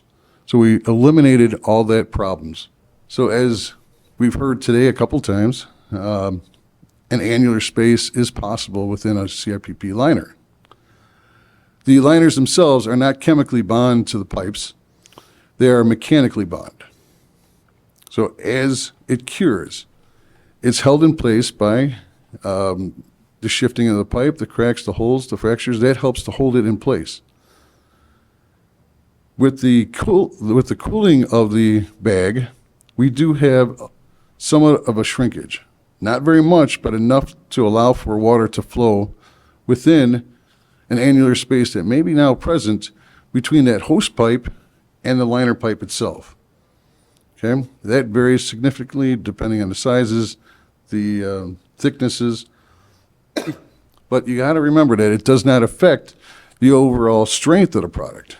It just allows for this process to happen. Now we look back at the 4 points of infiltration. Number one, manholes, the main lines, the mainline lateral connections, and the pipes themselves. Now when we line a pipe, right, we line through from manhole to manhole. So we eliminate those problems that are in the center. But you got to remember that we still have that host pipe that was all cracked up and had the infiltration coming in and the problems. Where we may have an ability or the problem, let's say, for water that would pass through the annular space would be at the manholes and at the lateral intersections. And again, the laterals themselves. But like Tony talked earlier, there are solutions, right? There are ways that we now have to eliminate this infiltration at these different locations. The first one would be chemical grouting, right? Mark talked about lining a pipe and what happens with the water. When we line a lateral, we'll inflate a lateral sock, we'll do a pressure test, and that will tell us if the air escapes. If it escapes, it's a leak. In a liner pipe, if we have an annular space, the air will continue to flow up the annular space. When we use chemical grout that has the viscosity of water, the grout will go outside the pipe in the lateral itself and within that annular space to help seal it off. And it will cure and stop infiltration at that point. Tony had talked about lateral lining. Lateral liners are T-liners, what we call them. It's the T-shape, right? So it has a mainline piece and a lateral piece that goes up the lateral itself. On the ends of those, we use hydrophilic seals. So we can seal it at the mainline and at the top of the lateral. Those hydrophilic seals, when they touch water, they expand. So they help to stop the water from flowing through any annular spaces. At the manhole terminations, we can also put in end seals that are hydrophilic, and these are installed prior to the inversion of the liner itself. Then once it's inverted, they're held in place. As water passes through, it begins to swell and it stops the infiltration from coming out. Another point that was made earlier is stopping infiltration from the liners at the manholes themselves. So I've worked many, many years with Tony, and together I've learned a lot from Tony. But in this process here, what we can do is to seal off that annular space, right? Any voids that are at the manhole termination from the CIPP liner with a concrete. Then I can inject it with chemical grout to stop the infiltration from coming towards the end. And then we'll use an epoxy or an acicador to seal the manhole to the liner itself. That will help stop that infiltration there. Moving into spray in place pipelining, or SIPL. This process is an interesting process. It's been around for a number of years. We use mortars, we use geopolymers to correct problems within a pipe, rebuild it, stop infiltration. The way that we do it is we design pretty much similar to what we did with the cured in place pipe liners. We look at the depths, we looked at the lengths, we look at the overhead bearing of the materials and the traffic above. We also are covering all the joints. The process is done by either A, spraying a material in place with physically spraying it in place, or we can use a spin in place system. Both ways, we mix the mortars up above, pump it down to the nozzle ends. The spinner system spins at a high rapid rate. We push the material out and it slings it up against the walls. And we retract the equipment at a designated rate based on how much we're pumping and spinning to give us the thicknesses that we need. Now, the most important thing, like Craig was talking about, is pipe prep. When we're in a large diameter pipe, if we are spinning material, if we're just spraying material on the walls, right, we do have problems if there's infiltration. And what happens is we have infiltration coming in, it creates a little voided space where the infiltration will continue through the material outwards. At the end, once we've lined it, we do have leaks. You saw that little leak that was going on. That can be repaired through different methods of grouting and reapplying the materials. So when you look at this liner now, you see one solid piece, right? One long piece of concrete pipe.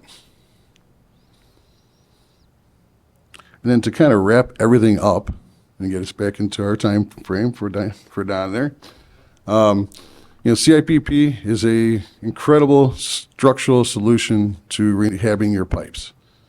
But we do have a couple of items that we need to use alongside with CIPP lining in order to eliminate I&I. So we can reduce it, the main lines, eliminate it using other technologies.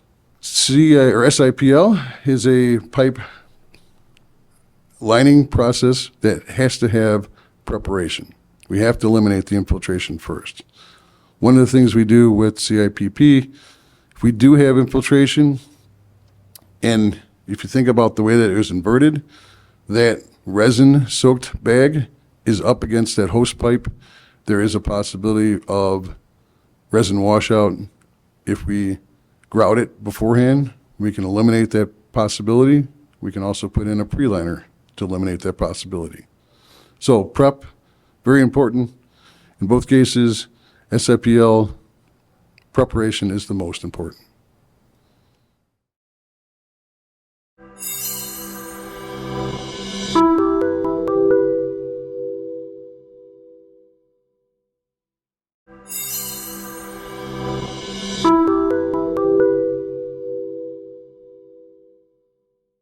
Yeah, John reminds me how important CIPP is. I can't imagine a rehab industry without CIPP. There's a time to recommend it, get behind it, honor it.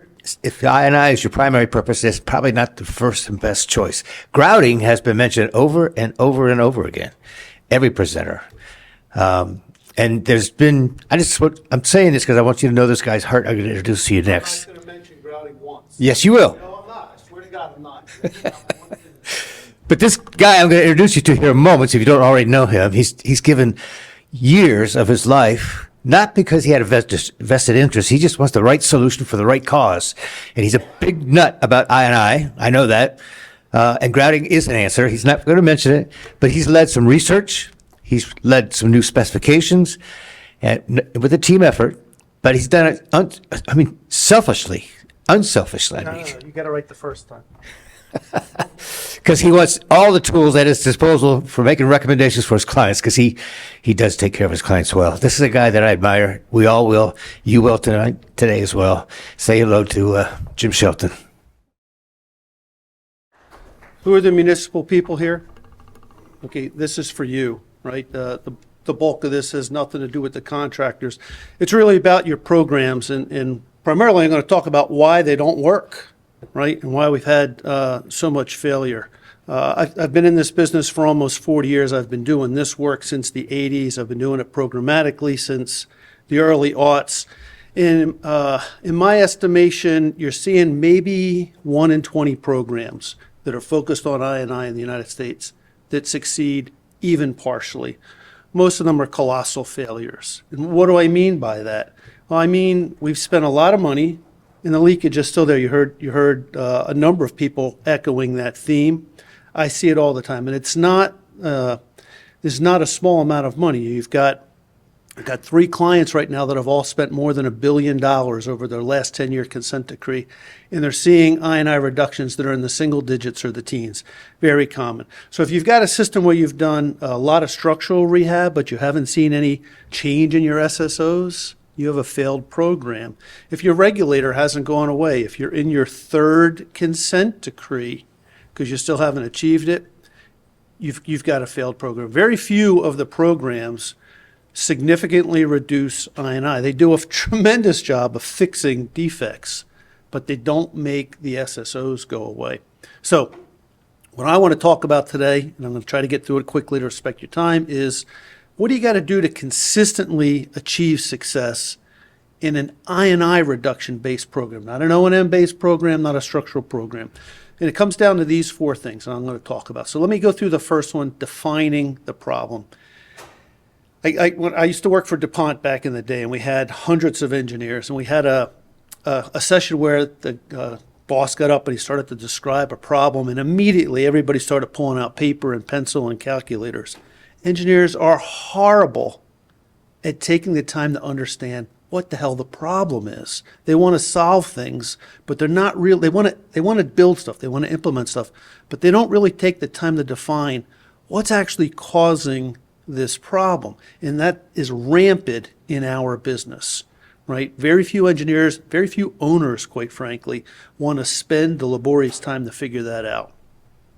When we think of sewer rehab projects, sewer rehab programs, we all think of this. We've seen tons of pictures. These guys have shown you all these horror pictures today about what's going on in the system.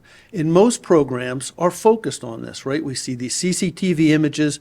We're all pitched do PACP testing. And I don't mean to imply that these things don't leak when it rains. They do. But you'll notice that none of them have water coming through them right now. What do you notice about these pictures? There's no defects in here. There is no PACP coating except that it's leaking. And it only happens to be leaking because we were televising and it started to rain, right? Or we were there the day after a big rain event. So if you're using a program, if your SSES technique is CCTV, you've got a failed program. It's never going to work because you're looking for the wrong stuff with the wrong tools, right? There's also a lot of folks that will go through a piece of pipe that looks like this, beautiful PVC pipe. This is one of the leakiest systems in Pennsylvania. It leaks like mad because while PVC pipe's bodies may be good, You roll a joint and you've got it bedded in 57 stone, man, it's all running to that 1 in 50 or that 1 in 100 joints that's coming out. So if you've got even an ACP or a clay pipe that looks like this, unless you're there at the right time, it's going to be leaking. So my first lesson for you, especially the utility guys, is do not confuse ugly pipe with leaky pipe. Okay, most of your leakage is coming in pipe that looks perfectly beautiful, and that's one of the main things that goes on there. The second thing is we have a giant focus on infiltration and rainfall-induced infiltration solutions. You go down onto the floor, everything down there is about the pipes, right? But in many of our systems, our SSOs, we don't generally get called into a consent decree or a consent order if we've got high leakage. We get called in when we have high overflows and high bypasses. And those are almost always caused by inflow sources. And most of the technologies that are on the floor don't address this stuff. And it's coming in primarily through, one of these guys said it, it's the top 12 to 24 inches of the manhole. It's the lid frame interface and it's the frame chimney interface that brings in most of the leakage that's there. And so you need to understand, do you have an infiltration problem? Do you have a rainfall-induced infiltration problem? Or do you have an inflow problem? And so when it comes to defining it, you need to be able to define it accurately. So what is it? You need to define numerically how much is it, what's coming in. And then where most programs go off the skid is locationally. If you can't find it, you can't fix it. And if you're looking for it with a camera and you're only fixing the breaks and fractures, you're not fixing what's actually leaking, right? So you have to know where that leakage is coming from. And this all starts with flow data, right? You cannot do an I&I driven program without flow data. And you've got to do it for an extended period of time. You want to get at least 6 or 8 decent storm events when you get a flow program. So if you've got a guy that's selling you on, I'm going to put a meter out there for a month and I'm going to pick your rainy season, run away. You're not going to know what's going on. It's like your kids, right? Your kids are good most of the time, but there's going to be that period where they really act up, and those are the ones that get you into trouble. So you've got to have the meter out there long enough to get those back-to-back storms that take place. So you see what happens when you've got a 1/4 inch of sheet runoff going across all the parking lots in town, and you see what that inflow is that causes those types of problems. In the end, you need to put together statistics, right? There's all kinds of programs. There's a free one for EPA. It's called SOAP. It's a little clunky, but it gets the job done and gets you some math around how much is your nighttime flow, your baseline flow. What does that do varying over seasons? What's your peaking factor? What's your X factor over your normal diurnal?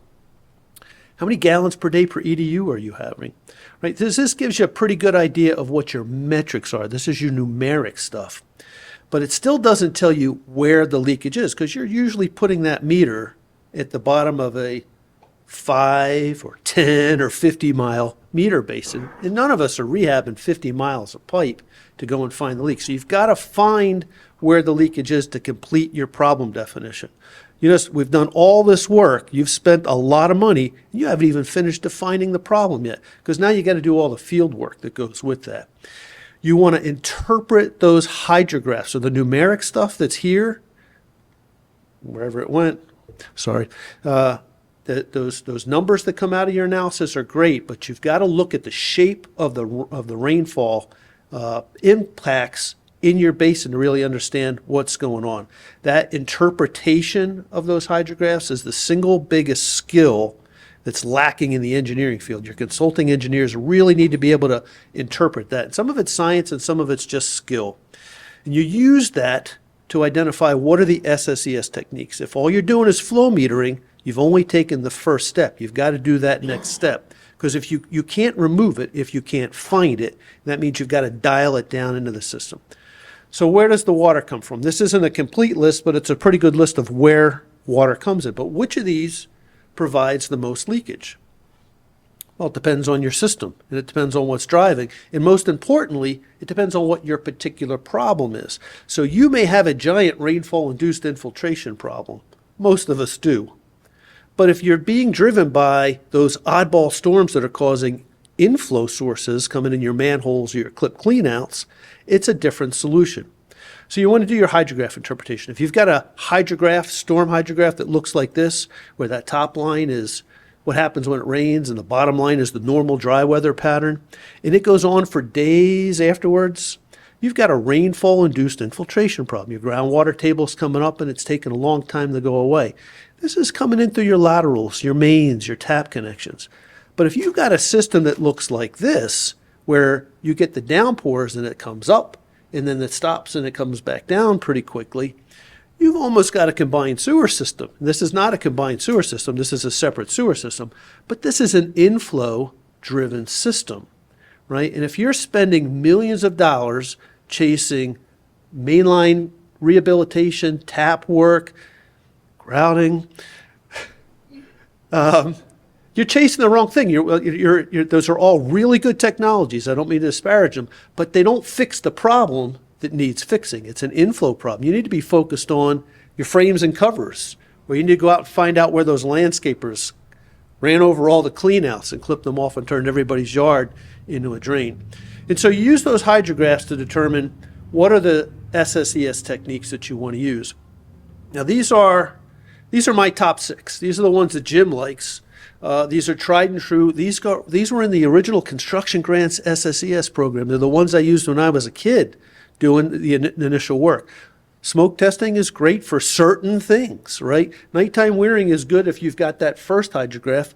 Complete waste of time if you've got that second hydrograph. So you use your techniques based on what the hydrographs say. And this is laborious. This is getting up in the middle of the night. This is going and hanging door hangers because you're smoke testing everywhere. Labor intensive and time consuming. It's not terribly expensive, but it is time consuming. But you've got to take that season, that year, to run through. For us, it's typically nighttime wearing in the wets. For us, it's spring. Here, it's probably the winter time. And then the smoke testing in the dry because you want to see where it comes out. We usually overlap that with basement inspections while we're doing it.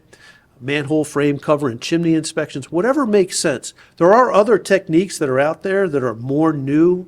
For instance, the electroscan fell technique or Stantec's micrometering techniques. Those are also techniques that you want to look at for finding the source, to getting you down to the subdivision that's your problem. In the end, you should not have a report that comes out of this. As people are giving you a report, you're paying for stuff you don't need. This is a consulting engineer telling you this. All you need is a GIS graphic of your sewer shed. This one is an example. This is a 15-mile basin, right? And that's about the level you want to be on. Somewhere between the 10 and 20-mile point is the sweet spot. And you can see it's got areas that are highlighted in red. These are my rainfall-induced infiltration areas. That area in blue, I've got a ton of illegally connected sump pumps in that area. The area that's in yellow, a lot of manholes going underwater, frame and cover problems, a lot of inflow coming in through there. You'll notice through all of this, I haven't spoken once about CCTV. CCTV is not an SSES technique. You only CCTV after you've prioritized where your leakage is coming in and what kind of leakage. And you only CCTV where you've got rainfall-induced infiltration and baseline infiltration for your pipe and lateral conditions. You don't use it as a predictor of leakage. You use it to determine what's the most effective rehab technique. Grouting, lining, pipe bursting, trench replacement, lateral addressment, all of that comes out of the visual images that drive which is the cheapest technology for what I have to do based on the pipe. Okay, so now you've actually completed the problem definition. So are you ready to start your rehab? You've spent effectively a year in this basin. Maybe, actually, I'll take that back, closer to a year and a half. You got about 9 months of flow metering, 2 or 3 months of analysis and QA/QC. Be skeptical of your data, make sure it's good. Then your SSES, that's another 6 months. You're a year and a half in and you haven't even started. So can you start now? No. Because the other thing engineers are really bad at is establishing objectives. They want to do stuff, but if you're not setting objectives that match up with your problem definition, you're going to fail. And this is, in many reasons, why these big I&I programs don't fail, right? And so what are your objectives? What is it you're trying to achieve? It's not reducing I&I most of the time. There's usually not a giant dollar cost bang for the benefit in 4 out of 5 systems, right? Because it's expensive to do this work holistically. It's expensive to seal it all out. What is it you're trying to achieve and why? So it's good to have these kinds of words, but you've got to add numbers to them. To what frequencies? Under what conditions? Is it a 10-year event or a 1-year event? Is it a 1-year event followed by a 1-year event a week before? Or is it the big sou'wester coming up that's inundating the system? And are you thinking about what's your timeline? Are you trying to solve today's problem? Or are you thinking into the future, right? If your Tony system, he's still got 10% development left. That's going to change his flow patterns. Are you also thinking about climate change? Because climate change is going to bring a different type of weather pattern and a different amount of leakage drivers into your system. So you got to make sure, what are your objectives numerically? They need to be smart, right? Any of us that have HR goals know what this is. What types of leakage? How much of each type needs to be removed in that basin and why? And to achieve what goal? And so these have to be numeric.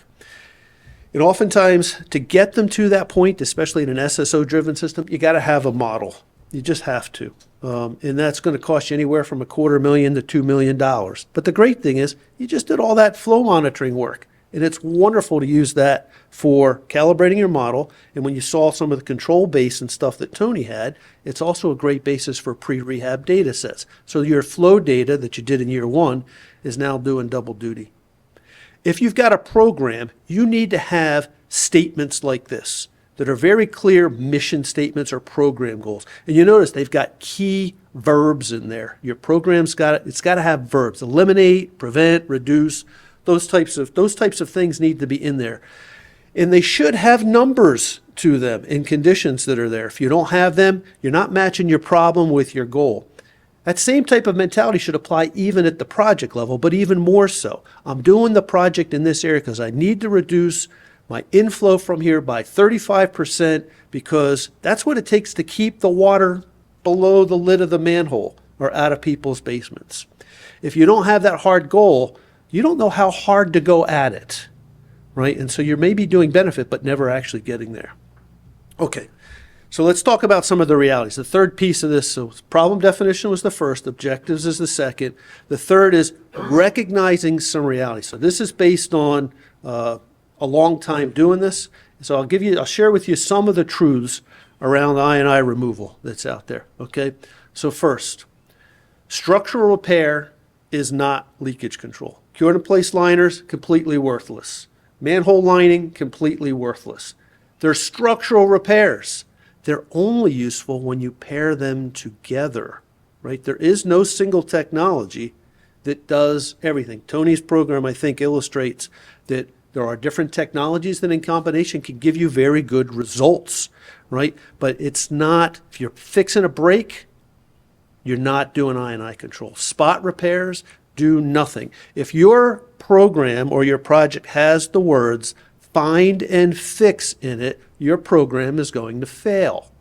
It is not an I&I program. Thank you, George. It is a structural program. And I'm not saying that's not important, but if your objective is to eliminate SSOs, fixing the defects here and there or the manhole sections here or there isn't going to do it. Mainline lining doesn't do much to remove rainfall-induced infiltration. I'll show you some stats on that in a minute. Manhole rehabilitation does very little to remove infiltration. Unless you've got those horror story pictures where it's coming in like mad, obviously you're doing good when you take that out. But most of the time we're seeing very little leakage coming in. And it makes sense when you think about the square footage of hollow space in the ground in our system. The manhole square footage is actually a small piece of it when you think about all the miles of laterals and mains that are out there. In our estimation, manhole infiltration counts for about 5% of the leakage. It does get worse once you start to seal the whole system up. We do see it become worse. And for that reason, we don't do our manholes, if we're doing holistic rehab, until after the mains and laterals are done. because that's when you see all of a sudden those manholes that were dry do leak, and then it is worthwhile going after. As I said at the top of this, none of the sewer rehab technologies that are downstairs do anything to remove inflow, right? So they're all cool techniques, but you got to get into the frame and cover and chimney business if you want to remove inflow. And you got to get into the compression cap business if you want to fix the inflow coming in from the clip cleanouts. And then if you've got significant private side, whether you're allowed to go after it or not, you have to get comfortable with the fact that you're not going to see the 50, 60, 70% numbers if you've got a ton of illegally connected sump pumps or foundation drains. In the end, Tony's program, I think, illustrates this best. If you do holistic, comprehensive rehabilitation, the more you do of the system, the higher your numbers go up. And I'll show you some stats on that in a minute. Some other truths.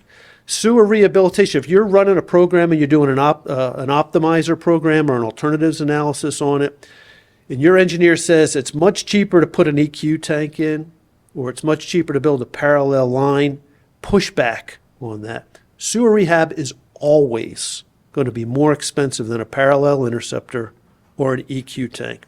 But George told a story a couple years ago that I tell everybody about an EQ tank that he built 20 years ago that somebody else did, that is now over capacity. That leakage continues to come into the system at 0.5 to 1% per year. It gets worse each year. So if you don't address it, it's not going to go away, right? And eventually that conveyance and that EQ will be too small.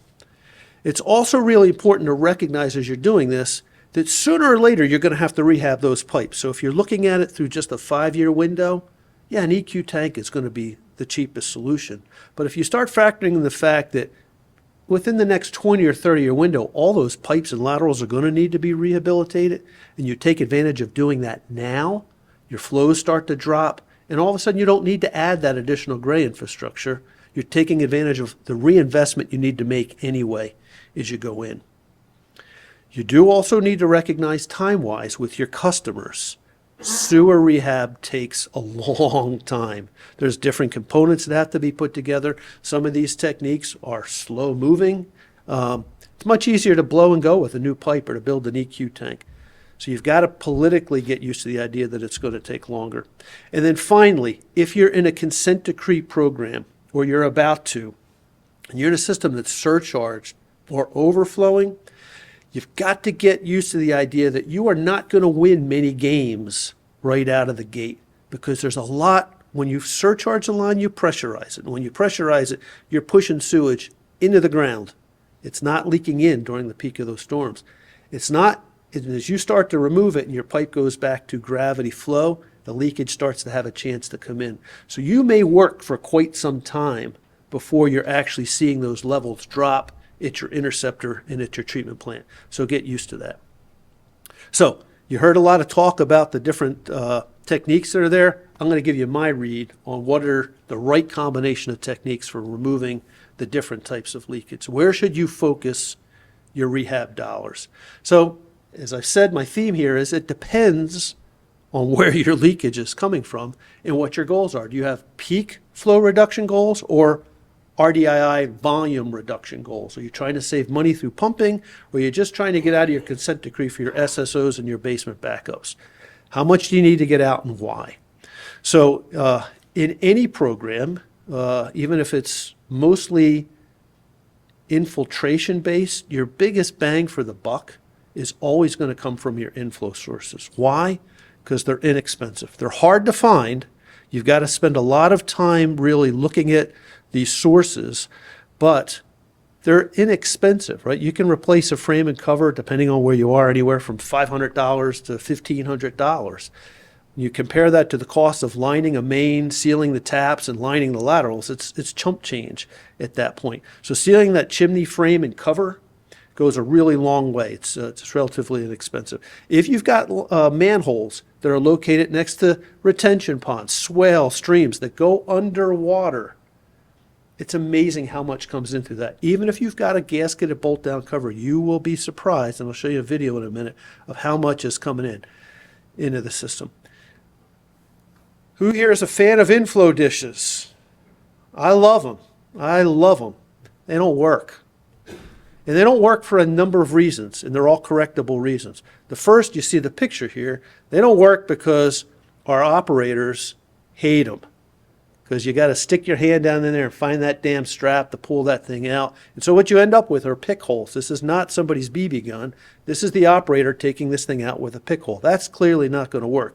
But let's say you've got a line that actually, you've got a manhole that's got a good one. It's got no holes in it, which is what this is. This is a GoPro camera at the bottom of the manhole with a brand new inflow dish put in the manhole frame. And all we have is a garden hose, right? You're just running water over it. So it's kind of like you would get with about 1/8 of an inch of water running over the top. And that bowl fills up first, but then once it comes up and over the flange, it runs right around. And you will be amazed at how much water gets in there with just a little bit of sand, some grass clippings, a bit of gravel that's under there. It depends on how much water's on top of it, right? So if you're in a curb and gutter area where it puddles, it's going to be a heck of a lot more than this 1/8 of an inch coming over top of it now. You got to seal those things. You got to clean that frame interface, and you've got to caulk that thing down, and you've got to put a good gasket on it. And those gaskets are only going to work till the next time you pop that thing out. And then you're going to have to make sure that gasket's still in place. The next source besides the manholes is the clip cleanouts. Most of us have changed our municipal code and allow, instead of the old cast iron come up with the mushroom cap on the top that destroyed my lawnmower when my kid ran over it, they're now plastic. And the landscapers that come through, buzz cut those things off, and now they're all area drains. And smoke testing is, if you don't have a trapped clean out, is a great way of finding these things. And they're really easy to fix. A $5 Ferguson compression cap does the job for getting those fixed. After that, you're looking at also your private side connections, your roof drains, things like that. All of those are inflow driven, right? And those are the biggest bang for the buck. Unless you've got an extremely inflow impacted basin, though, you're probably not going to achieve your goal there, and you are going to be doing the sewer rehab stuff. So after that, you're into the infiltration pieces of it. And the main components of the system are your mains, your taps, your risers. You've heard that story a couple of times. And your bang for the buck really depends on a lot of variables that are in there. But in the end, you're only going to get high numbers if you rehab the entire system. So it's not just rehabbing all of the mains, because you'll just move it up to the taps. And it's not rehabbing just the mains and the taps, because then you're going to move it into the lateral. If you want to see big numbers, you've got to do the biggest pieces. We've been lucky to have client bases and programs that have allowed us to do lots of control basin rehab, pre and post. Same thing that you saw in Tony's presentation. This is the best mainline lining alone results we've ever seen, 32%. Most of what we see, and I didn't show you that this is the best one, and this is not holistic rehabilitation. You're just doing the mains. Most of them are in the single digits and into the high teens is all you're going to see. So if that's all you need, that's awesome. You've just saved a lot of money, because the next steps get gradually more expensive. The lining, the mainline piece is always the cheapest and easiest piece. If you do all the components, if you do the mains, if you do the taps, if you do the riser, and you get to the 4x6 transition, your numbers can easily get into the 80% level within a project area, assuming you don't have private side, right? That's always the joker in the deck, right? But this is holistic rehabilitation. This is comprehensive. You've got to do it all. If you're going to do that, you should expect your numbers to be somewhere between 50 and 80% reductions. But you've got to do all of those pieces, and each one of those adds a lot of money. You should expect to spend 3 times as much on your taps, risers, and laterals as you are on your mains in a given program. But if you want to get from 15% to 65%, that's what you've got to do on your rainfall-induced infiltration. So in conclusion, you got to know where the leakage is coming in. No program is going to work unless you know what you're aiming your gun at, right? You can't hit the target if you're not aiming at it. You got to set numeric goals. Ugly pipe, not leaky pipe. Anybody got any questions about that? Because that's probably my biggest key message here on ugly versus leaky. Right. So what he's saying is a message we've all heard. All of this is great, but none of this works unless you've got a compelling message to the people that hold the checkbook. And that's absolutely right. Absolutely right. Okay, I'm gonna let it go at that and let you take over with questions, Q&A.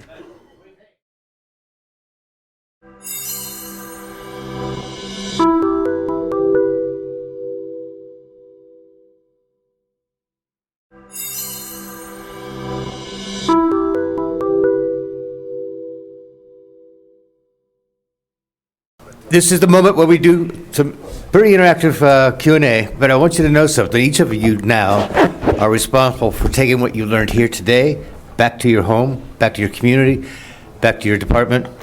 And I'm going to give you the tool with a video of all of these presentations, yesterday and today, and you should lead the charge. You should encourage all your contemporaries to review, study, discuss, cuss, get it done. But right now, I'm going to take any questions that may come about from any one of you. Top of your head, top of your mind. Yes, George. Let me repeat the question real quick. Can you do that? Go ahead, repeat the question as you understand it. George asked, more or less, what kind of training do our inspectors receive to certify them in inspecting sanitary sewer rehab instead of other public works projects? In Naperville, actually, all of my collection system operators are required to be NASCO PACP certified. So right off the bat, every single one of, not just my inspectors, but my operators have to be NASCO certified. Then from there, when they make it to an inspector, every single one of them has to be NASCO ITCP certified in manhole rehab, CIPP, and the chemical grouting. We're way past what NASCO is doing now. We kind of developed our own training, and that is from other professional groups, like a group, engineering firms, or from Arcadis. My past experience of training the guys, and what from other municipalities or engineering firms have developed. All of these guys receive strict training on sanitary sewer rehab of all aspects before they are even allowed out into the field to do inspections. So hopefully that answers your question. I'd like to jump in on that too. We've actually stopped calling our guys inspectors because what we've seen is there's been such a high turnover rate amongst the contractor community that many of them actually don't know with a great deal of experience what they're doing. So our guys are actually doing construction engineering at this point, where we're not just inspecting, but we're instructing the contractors who are doing the work and how to do it, right? And I think that's the state of the post-pandemic market right now, is that there isn't a huge amount of real experience about how to do this stuff well. And so even if you've got an inspector that's well-trained, he may have to actually be the point of contact for explaining to them, no, that's not how you prep the substrate. Here's how you do it, and really demonstrating for them how to do it. If I can add on to that point, I didn't want to bring it up, but actually our inspectors, I eliminated our inspector position 2 years ago. All of our people that do these inspections are project managers. They are kind of control from all the way from the bid development to the process of being done to invoicing before I see it, and inspections of whatever videos. So because of Jim's point. My guess would be that they could probably do half the actual manual labor on the job if they had to step in. Oh, sorry. So hopefully everybody heard, but yes, correct. So going on what Jim was saying, we totally eliminated the inspector position about 2 years ago, created a project manager position that takes care of the inspections, but we also want them to take ownership.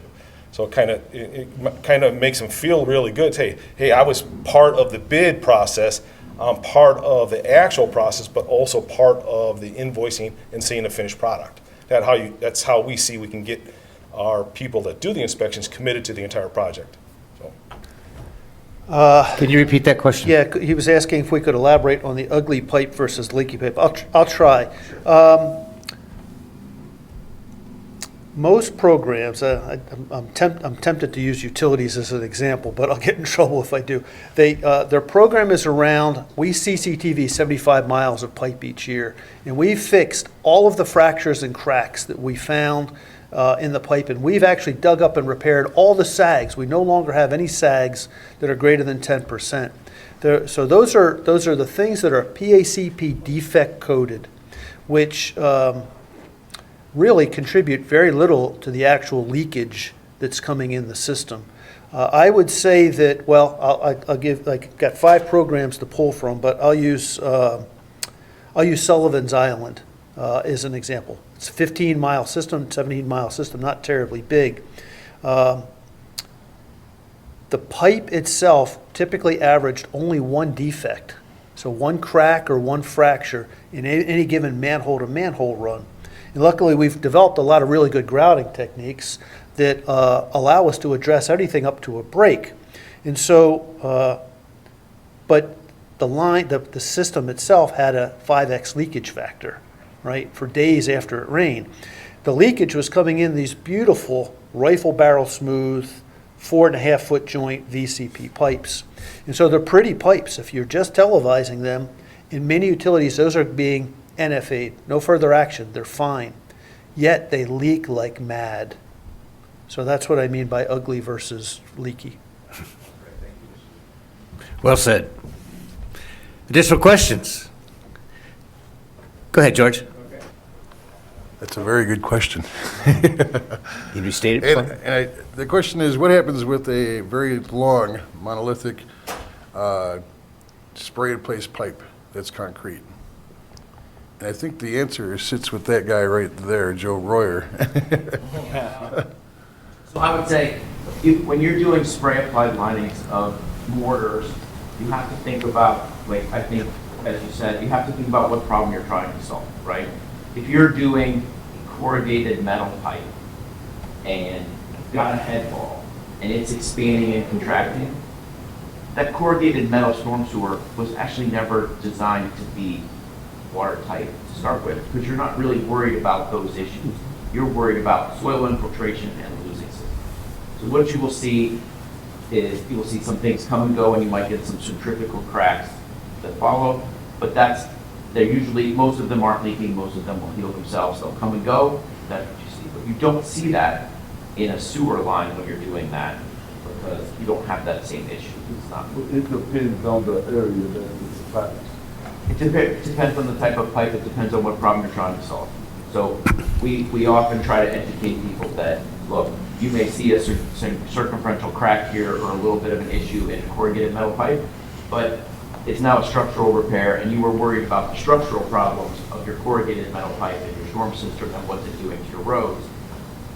You weren't really worried about, hey, if I've got a little groundwater infiltration, because that's going to come right through the pipe anyways, right? That's what you're trying to solve. It's a different problem you're trying to solve, so it just depends. But yeah, that's a good question. But you can put expansion and contraction joints in, you can do that. People don't want to. Okay, well, that was an important point. I was wondering how you could do an expansion contraction joint. So just knowing that that's possible, I think that's important. Right place, right time, Joe. Thank you.